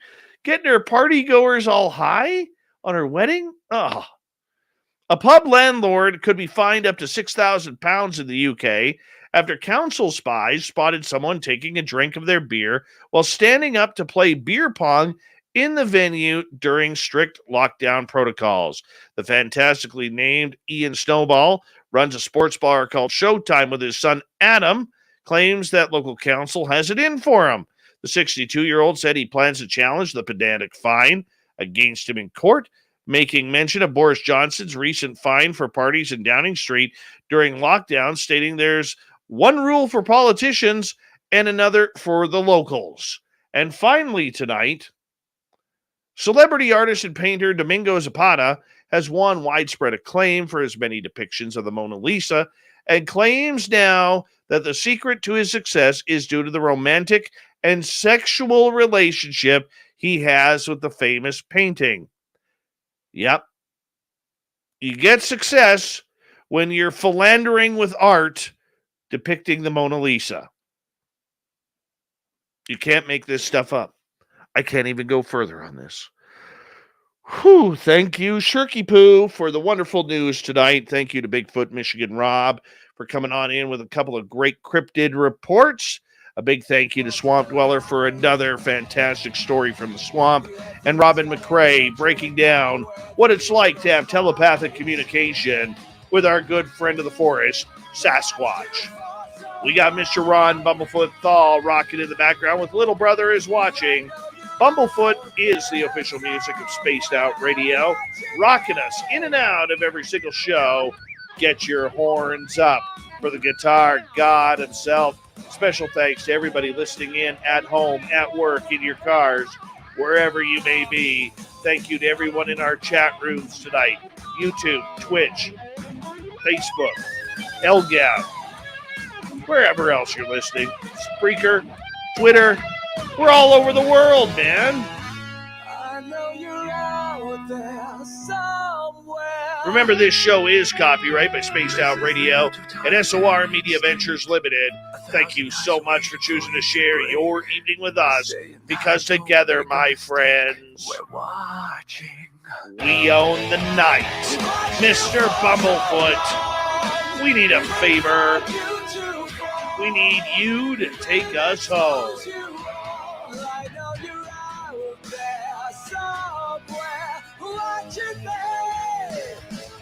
Yes, the Woo Train has docked for the night. But soon, my friends, we shall ride again. Your seats are always available. Your tickets never expire. And if you want to bring a friend, we've got room for them too. Good night.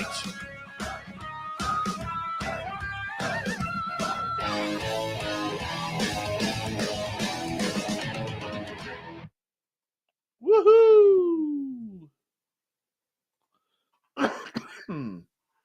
That was good stuff. That was good stuff.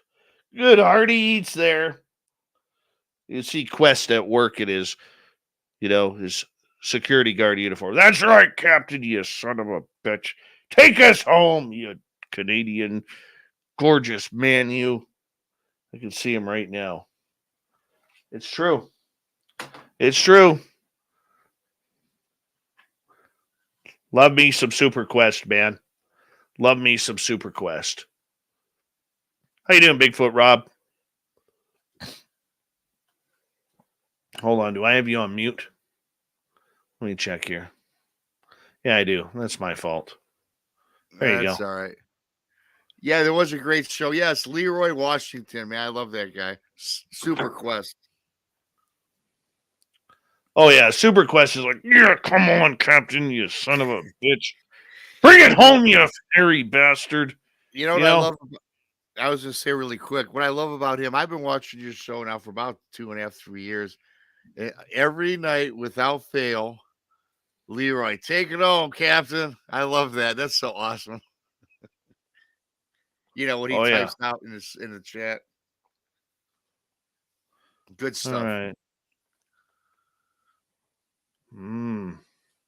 Hey, Oob, do you want me to show that video online?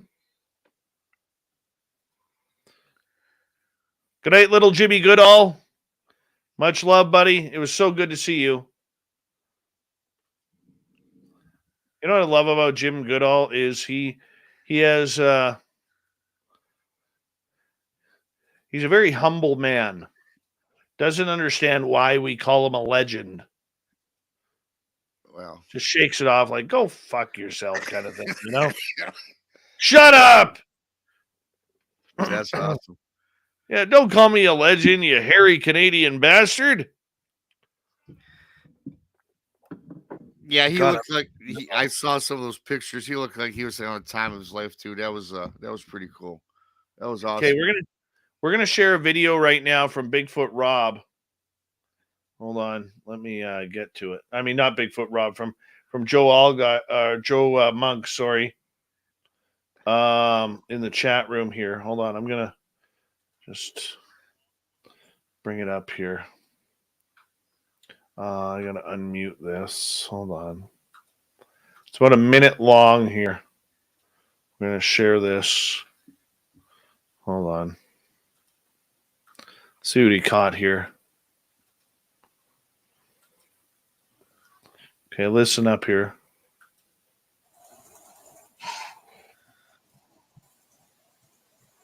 Oh, hold on. We're not going to hear anything. Hold on. Dave screwed up.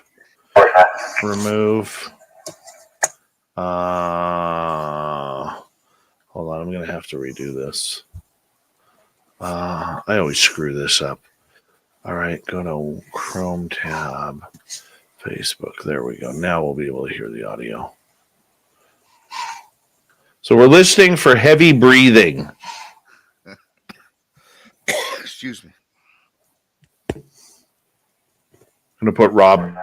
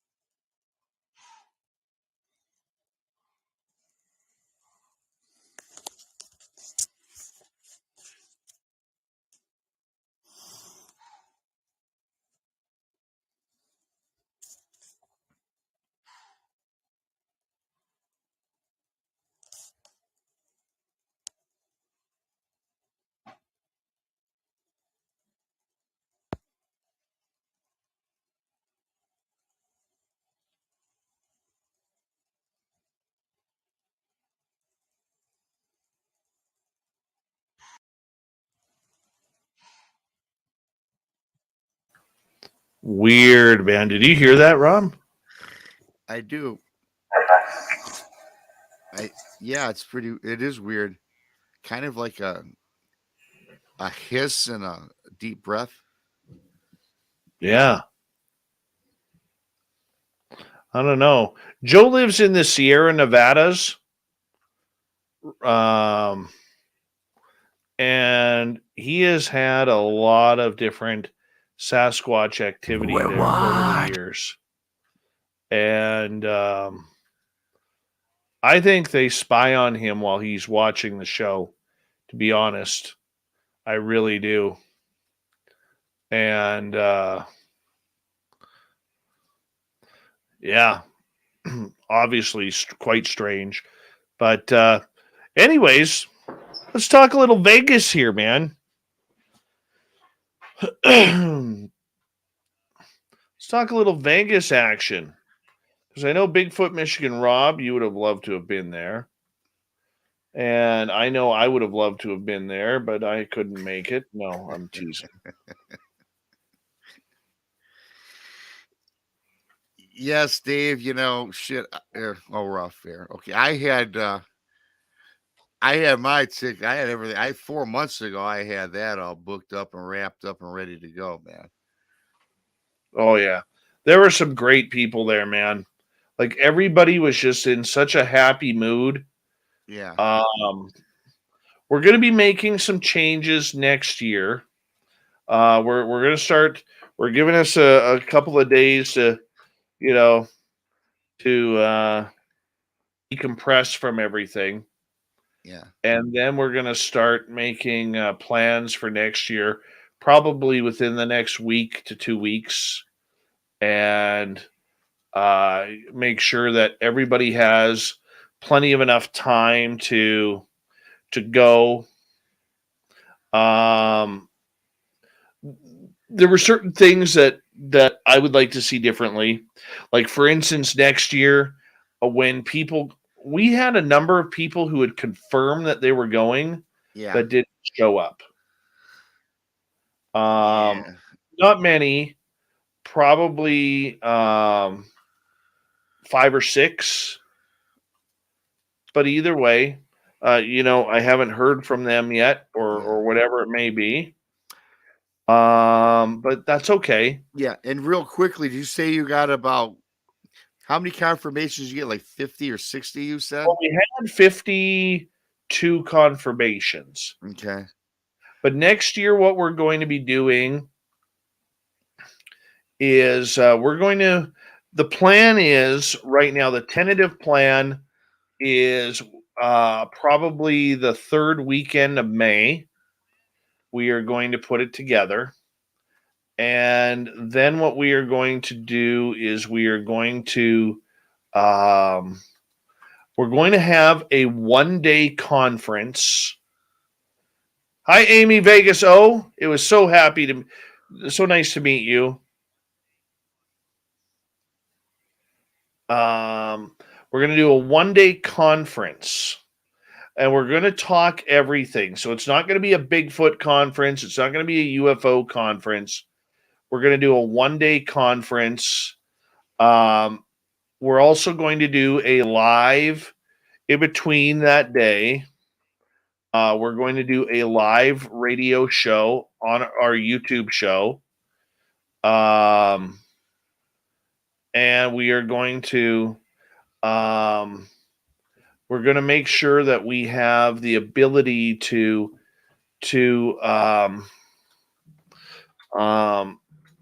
have enough time for everything. So our goal next year is to have 4 to 5 speakers, or topics with people speaking in them, whether it's one person or a panel or whatever. And then what we're going to do is we are going to make sure that there is afterwards a buffet dinner for everybody who's in attendance. So that way they have the ability to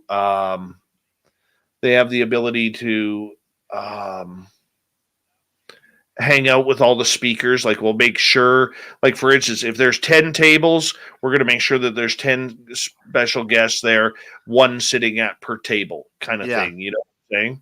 That's pretty cool. Because it sucks when you go to a conference and all the speakers are hovered at one table, and then you're eating alone. You know what I'm saying? I think this be real fan interactive. I think that'd be great. And two, what I was gonna, again, you're putting it together. I don't know how this all unfolded as well. And I also thought it'd be cool that because there's so many, if there was like 50 people that were there, and I'm sure everyone comes in at different times and this and that. I think it also would be a great idea prior to the conference, prior to the show. And I'm sure you probably had something kind of like this if everybody met just to mingle, to get to talk, because there's gonna be so many people to meet that I'd be interested in, and certainly yourself, Dave, where you could just hang out at some horseshoe bar and look, we're gonna be here from 3 to 8 to just having a welcome party, and then the conference the next day, because to have so many people there, it certainly would be a shame not to get a chance to speak to each and every person. And I know that some people get more attention than others, and just so everybody has a chance to interact. And I think that buffet style thing for the conference is also a very good idea. Yeah. So that is kind of what we are going to do. And I think it's going to be a winner. And then what we're going to do is we are going to plan some live entertainment after the buffet dinner. So Bumblefoot down there. Hey, if I can get Bumblefoot, I'm going to get us Bumblefoot. Right? So one other thing we're going to do, a couple different things we are going to do for next year is we are going to make sure that we have a a promo code room or promo code for people to get rooms. I know Amy Vegas O is going to be working on the resort that she works at. And, I'm not exclusive to Golden Nugget, but EMF, I can check on your stickers. Give me 2 seconds here, bud. It usually takes sometimes 2 to 3 weeks, man. If you don't have them here by the end of the week, let me know. I'll check it on out and see where your order is. And the thing, I know that you mentioned you're not exclusive to like the Golden Nugget. However, I do think if the majority of the people can stay at one place, I think that's the best. So everybody can run into each other, because you might just run into each other at breakfast and sit down and have a conversation. Well, and the other part too was communication. So for instance, probably at the end of May, we're going to open up everything to, you're booking now. If you're booking now, what we're going to do is we're going to put your name on a list, and with your name on that list, we're going to cap it at like maybe 100, 125 people, if that. But the bigger you make the event, the unfortunate part about it is the more expensive it gets too, right? Yeah. So we have to find that in our meetings, we have to find that balance, because I don't want to overprice things to the point, like everything's so expensive these days. I don't want to overprice everything to the point of to the point where people are just like, you know what, I just can't do that. I can't do that. And I don't want to be that dude. You know what I'm Dave, saying? I know what you're saying. And you know what, Dave, it's a delicate balance, because you don't want to overprice things. And at the same time, as an example, you don't want to have so many people where you don't get a chance to talk with somebody. As this perfect example, you in your chat room, you'll get between 150, 200 people in chat. And you know what? Believe it or not, you don't get a chance. It's not like everyone's coming here to chat with each other. Certainly there's conversations going on while we're watching and listening to the show and have comments. But it's like, even that is like a lot of people. I'm the type of guy, I'm guessing, Dave, you're similar, is like I like to touch and feel everybody I see that would be coming to the event, I'd like to see everybody, so If you have a Yeah. sea of people, it kind of sucks, but at the same time, you want that Well, price point. the Friday night, what we're going to do is we're going to be in contact with whatever resort we use. We're going to be in contact with them about getting a lounge or something, an area where we can, have reservations and we can all hang out Yeah. on the Friday night, and get together, fans and guests alike. Number two, we want to, on the Saturday, of course, it would be the conference. The Sunday would be a free for all. But one of the things that we're going to be doing too is we are going to, like, for instance, when you are confirmed, let's say, Rob, you confirm that that you're coming. What we're going to do is we're going to get you to download an app, like probably on Signal or WhatsApp. And as the group goes, that's going to be our chat room to where everybody is. Because one of the bigger messes that we had this year was the fact that everybody, not everybody had each other's cell phone numbers. Not everybody had each other's information. So I was getting text messages. Bree was getting text messages. Nicole and Filth and the guys from UFO Garage and whatever. We were all getting these text messages in order to meet up. And like, I know I was getting text messages 4, 5, 6 at a time. Hey, where are you? It's dinner time. Well, I'm having dinner with these people, but I'm not, and they're like, well, hey, we want you to have dinner with us. And it got tough, right? Yeah. And it's not the fault of anybody at all. Right. But there's so much going on that it's just tough. Whereas if we could control that a little bit better, we're going to do better. We're going to improve our audio for next year. We have to improve our internet signal for next year. We have to get banners made. There's a lot we have to do. I mean, we want to make sure that it's as, hey, wouldn't it be cool? Let's say, for instance, we have a big spaced out radio banner there, and people can pose with their favorite speakers, like you take Jim Goodall. We'll put Jim Goodall right at the front. Well, Jim commands an audience. Yeah. And people want to buy his book, so they want to talk to him. Well, what a better place than right in front of the banner where they could get a photo taken with him, I mean, it's little things like that we have to do differently next year. And we'll work on that. I mean, I think for the first time, like I said to Merle, I was talking to Merle about it last night when I was driving home.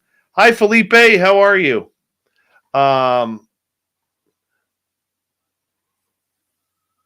We hit a home run, but we hit a home run to put us in the game. We didn't hit that home run in the bottom of the ninth to win the game. You know what I'm saying? Yeah, absolutely. It put us on the scoreboard. Good analogy. I like that. Yep, absolutely. And so this time, instead of 4 months, we're going to give people a year to plan. Because, look, we had people coming up to us, and I'm not going to mention their names, but we had people coming up to us and saying, you know what? When you told me to start saving money, man, I saved and I pinched every penny I could in order to be here. Yeah. I mean, that means a lot. Yeah. Okay. Enzo, your Hawaiian shirt choices were fantastic. Fantastic. The guy had more Hawaiian shirt wardrobe changes than Madonna does during a concert. That's awesome. Hey, Yeah. And you know what, too, man? That's another part of it, because some people, the 12 months, not only you're going to save for a ticket and a room, you got expenses. And hey, you know what? if you want to wear 3 Hawaiian shirts on Friday, Saturday, Sunday, Monday, then you've got to, So it's a big expense, but I'm sure well worth it. And Dave, the crowd, the people that follow you, just from what you just told me, they enjoy it. And I think that this 12-month in advance gives a lot of people a chance to save. Milk is now $5 a gallon, for God's sakes. It was just $2 8 months ago. I'm just saying, with the economy. Oh, dude, I fully understand that. And dude, you guys are complaining about your gas being at $5 a gallon. I'm at $8.50 a gallon up here. Mm. And the fucking oil line runs right through my community. Christ. Right? So yeah, I know what you guys are talking about. I mean, we do know. We want to make it, and look, holidays aren't cheap, and there's a lot of people who don't invest in themselves that way. But you know what? We're hoping that we're going to, put it this way, I'm not doing this for profit, right. okay? And I have no problem telling people right now, I spent close to $3,000 of my own money in order to make this happen. Yeah. Okay. With the swag we gave away, with the renting of the room, and much more. I spent like $3,000, my own money. But to me, I had the savings to do that, because I kept on, putting money aside, and I don't regret it. I don't regret it at all. I would totally do it again. Right. And, I want to make sure that somebody else has that same ability to do that, you don't have to, the one thing about Vegas is Vegas can be very expensive, or it can be very cheap. Right. Depending on what you do, what your choices are. Absolutely. I didn't have to make a choice to go drop a couple $100 at the poker table on Sunday. Right. I didn't have to do that. Right. I could have spent more time checking out the sites, going for a walk, maybe go check out the other casino that I wanted, or whatever, there's all sorts of things I could have done. There's tricks to the trade just like that, and usually when I go, I'll play poker, but what I'd stay away from, and great for Enzo, man. Congratulations, Enzo, for hitting that. I don't do that because I will drop hundreds of dollars and get frustrated. So I will play poker because I like it and I'm decent at it, and I enjoy it, and I don't care if I lose. But I found another thing. If you're just walking around the sites, and if you want to have a cocktail, you can go to all these stores and get a drink for $5 versus paying 20 at the bar and just kind of walk around. There's a lot of things that you can save money doing without and fit it within your budget.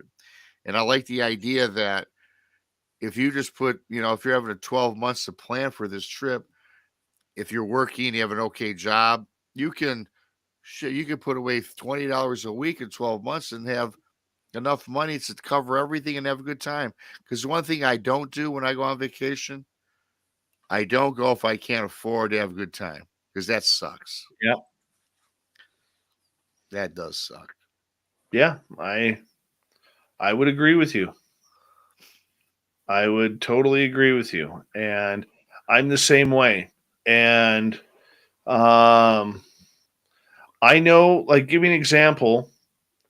I remember going to Vegas, even up to the bars, even if you weren't drinking, and they wouldn't charge you for a Coca-Cola or a Pepsi. Right. And now it's $4. Yes. Right? That's just the way it is. But it's how do you put it? It's a sign of the times. The casinos have a lot of money on the line. They gotta figure out, how to make it happen. And I'm not the guy either that sits at a slot machine just to get the free drinks.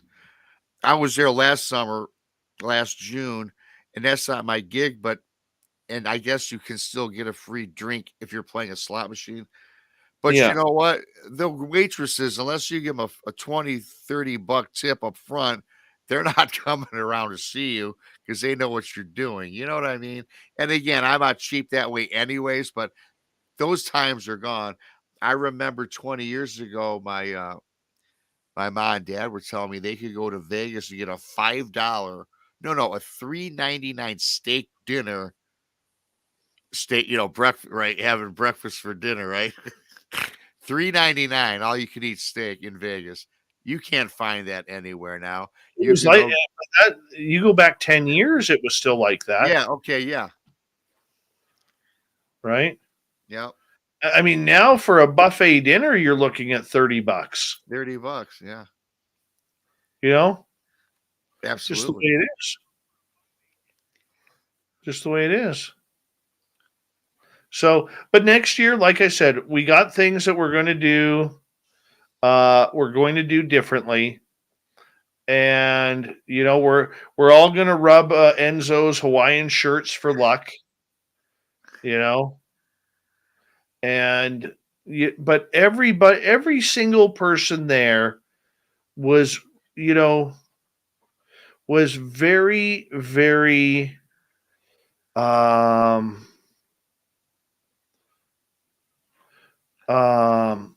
awesome, Rob.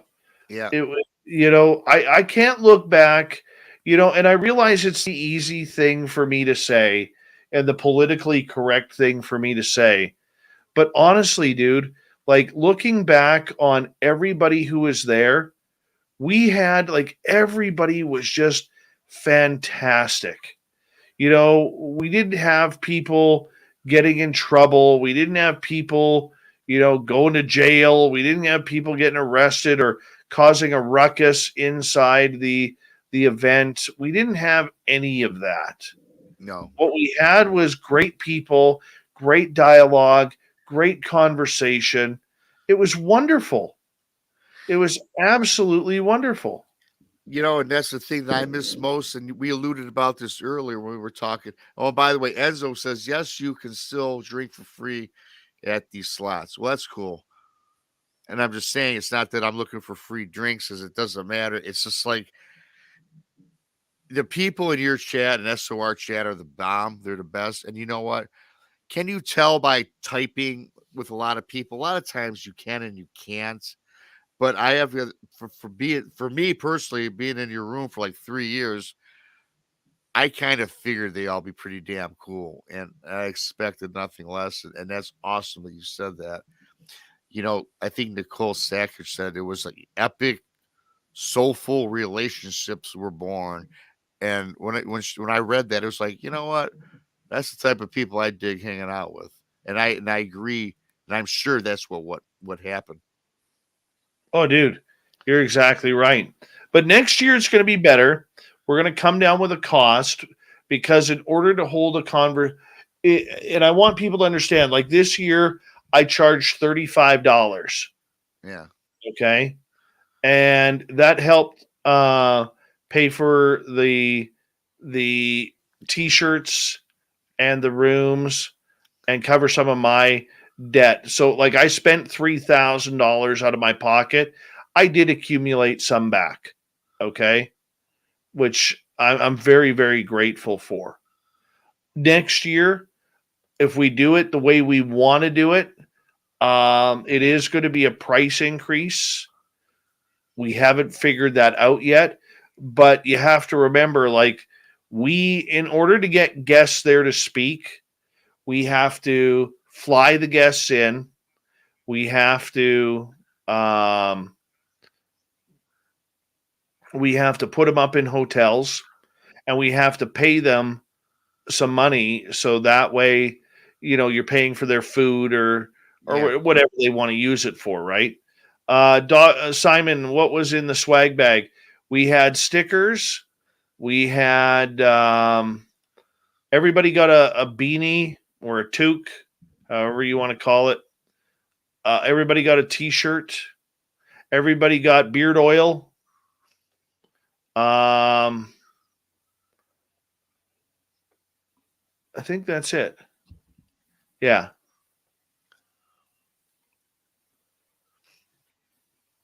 Yes. Amy says, Vegas waitress here.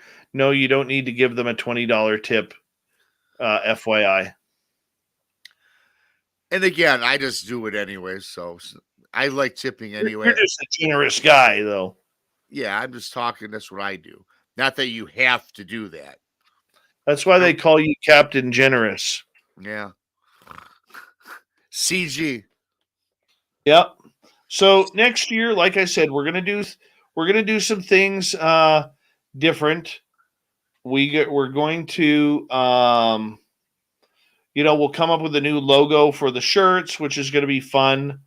We're going to come up with something a little bit bigger, and hopefully we will be able to have a little bit more control on like where we're going and what we're doing, at least for the Friday and Saturday. And Sunday will just be a free for all meetup where like, hey, because some people, like about 50% of the people, left on Sunday. Hi, Evan Walters. How are you doing? So about 50% of the people left on Sunday. But for those of us who stuck around, we wanted to hang out, and we were all in different groups.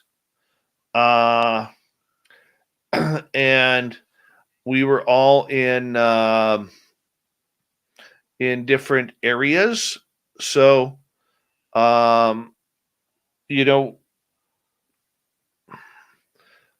want to make sure that doesn't happen. Like, the only thing that I will suggest to our guests who are coming, like say, Rob, if you're one of the speakers, okay, you got to stay till Monday.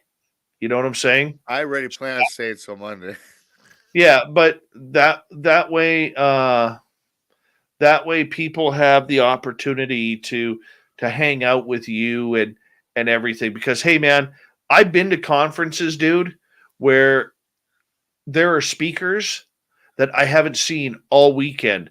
The only time I saw them is when they were on stage giving their speech, and then they left, and boom, they were gone. I don't want that for our people. Our people are better than that. You know what I'm saying?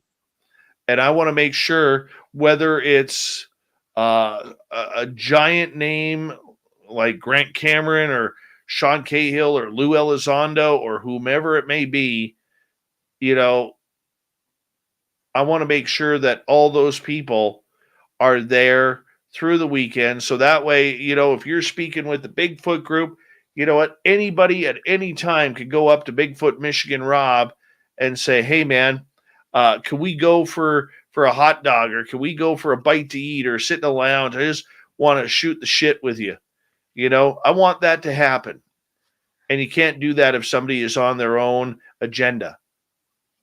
I'm in 100% agreement. Yeah, I'm just like that. It's like, if I'm going to see a speaker, I'd like to talk with them later or even the next day. Certainly in some place like Vegas, you would hope that people would be hanging out for 3-4 days. And it's funny you mentioned that, Dave, because me, Tex, and Jason are speaking in Alabama in June.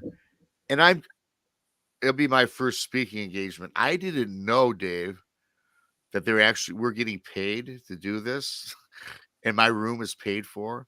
But check this out. A known person that was supposed to speak, and a known advertiser that was funding some money, they both bowed out, and it cost this conference about $3,500 that they already was committed by the promoter. Yeah. So, me, Tex, and Jason being good guys, and I didn't even know I was getting this stuff comped because I already planned my money accordingly.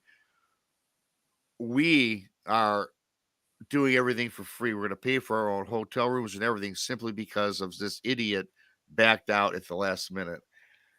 And what you just spoke on, I couldn't agree I could not agree more, because that was a dirty deed that this person pulled, and I don't feel bad saying it. Of course, I'm not going to say their name, but yeah, when I see somebody, hell yeah, I want to hang out with the people. I'm about the people, you know, and that's what makes Spaced Out Radio flourish. You know, the channel I'm putting together is why we are starting to do well, because of the people. Without the people, it don't happen. And I just love people anyways. Yeah, absolutely. And that's what we're going to do. We want to make sure that everybody gets an opportunity to have that, you know, and it's kind of fun because I know the way we're going to structure it for the speakers. There's going to be kind of one of everything. We'll have a paranormal speaker. We will have a consciousness type speaker. We will have a UFO speaker. We'll have an ET abduction speaker. We'll have a cryptid speaker or speakers. The cryptid one, I may actually end up doing a group, you know, but we may have like one main guest and then the rest kind of sit around and chat. You know what I'm saying? Like the people who showed up just to watch this year, who've been guests on our show, dude, we had better speakers and better guests than almost any conference out there. Yeah. You know? Mm-hmm. Oh yeah.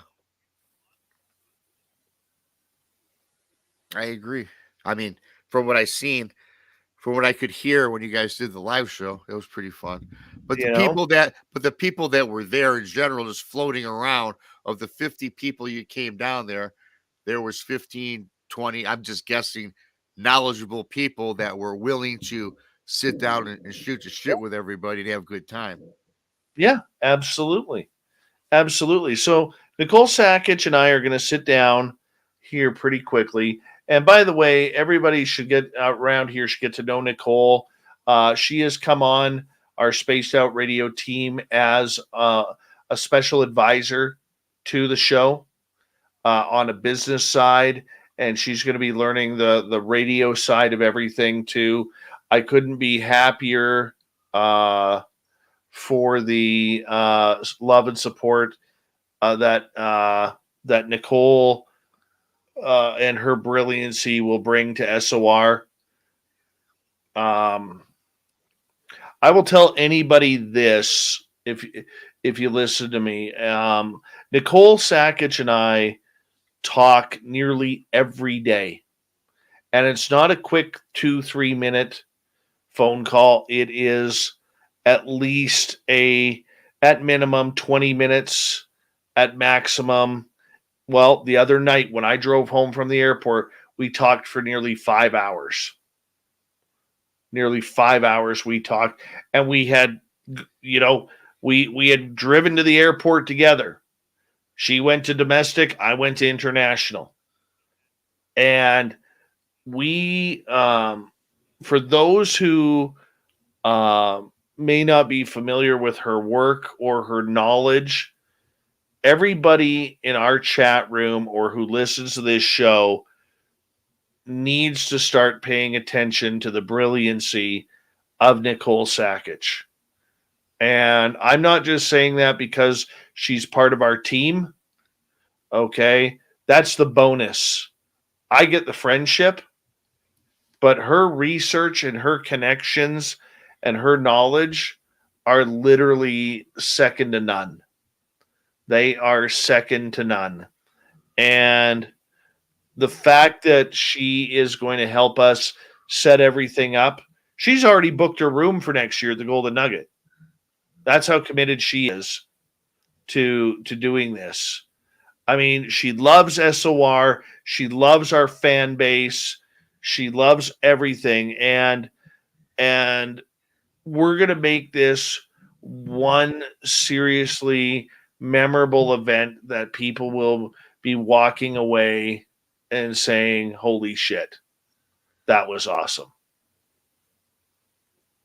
That is awesome, Dave. And Yeah, Nicole is sweet. I watch. I've seen all her videos. I know she's got a channel, and I've watched her. She comes to your show. She's great people and very intelligent, and I do respect her. One person I suck that I missed meeting, but next year's next year, and yeah, absolutely, Dave, and that's awesome. Yeah. Already booked for next year, and I thought I was going to be ahead of the curve. I was waiting for my stupid refund money if I could get it back to roll into next year. Yeah. And we'll have more to say as the week goes on. I think that once we decompress from this weekend and catch up on our sleep and everything kind of goes on, probably this weekend we will start to plan or next year, get the preliminary stuff out. I think once we all wait for our credit card bills to come back and see the damage that has been done, that then we'll make things happen. But no, it's we have some awesome plans for the SOR family. I would highly suggest that anybody who and you could read the chat room here from people who were here this year. It's well worth the 4 days. It's well worth the 4 days to come, and we will make sure that we have everything in order online. Um, like when you say you're going, we're probably going to end up capping tickets. And if we get the speakers that we want to get for the keynote speakers for that night, I guarantee you those tickets are going to sell very, very quickly. Very quickly. And it's going to be incredible. Yep. Yeah, and Nicole promises that she will again next year shave her legs for the event.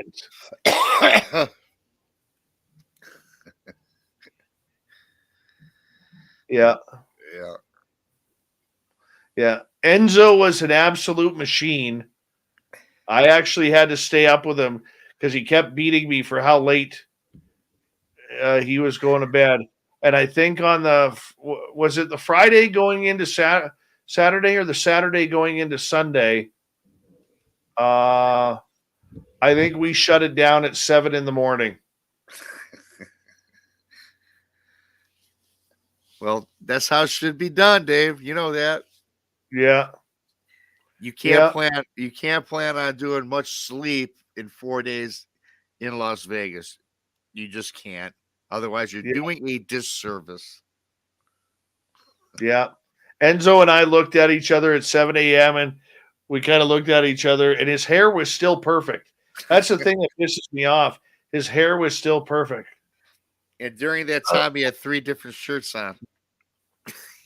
Wallet Moth. Next year we may put it.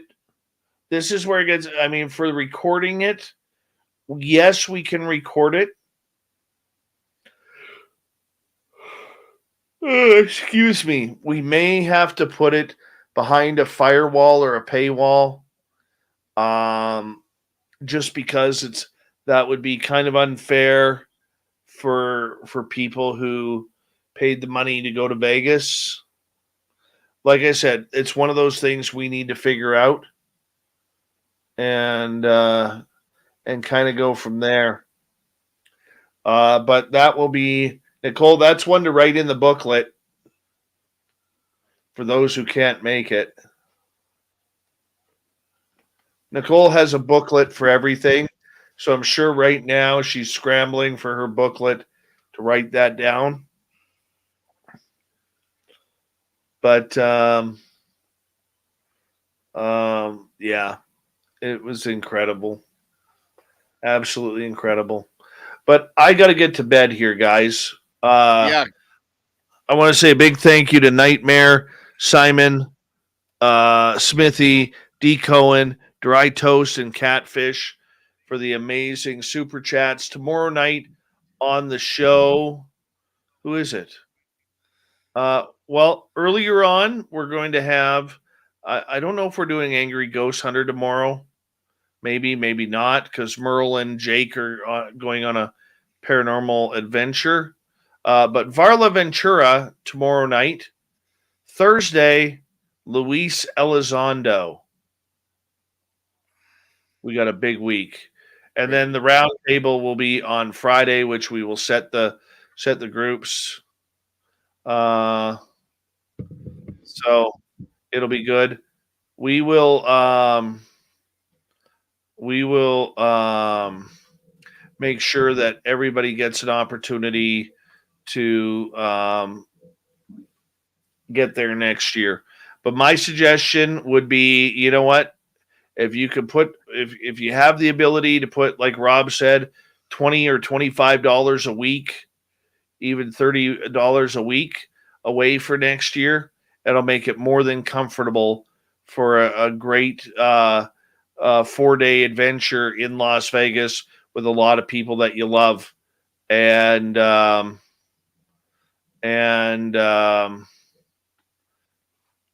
let's make it happen. Let's make it happen, and let's make it a lot of fun. So we'll get on there. Hey, Acreon, how you doing? Nicole's still on Vegas time. So yeah, it takes a couple days. All right. I'm going to hit the old button here. Rob, Yep. We'll talk to you soon. Love you, brother. See everybody later. Love you, man.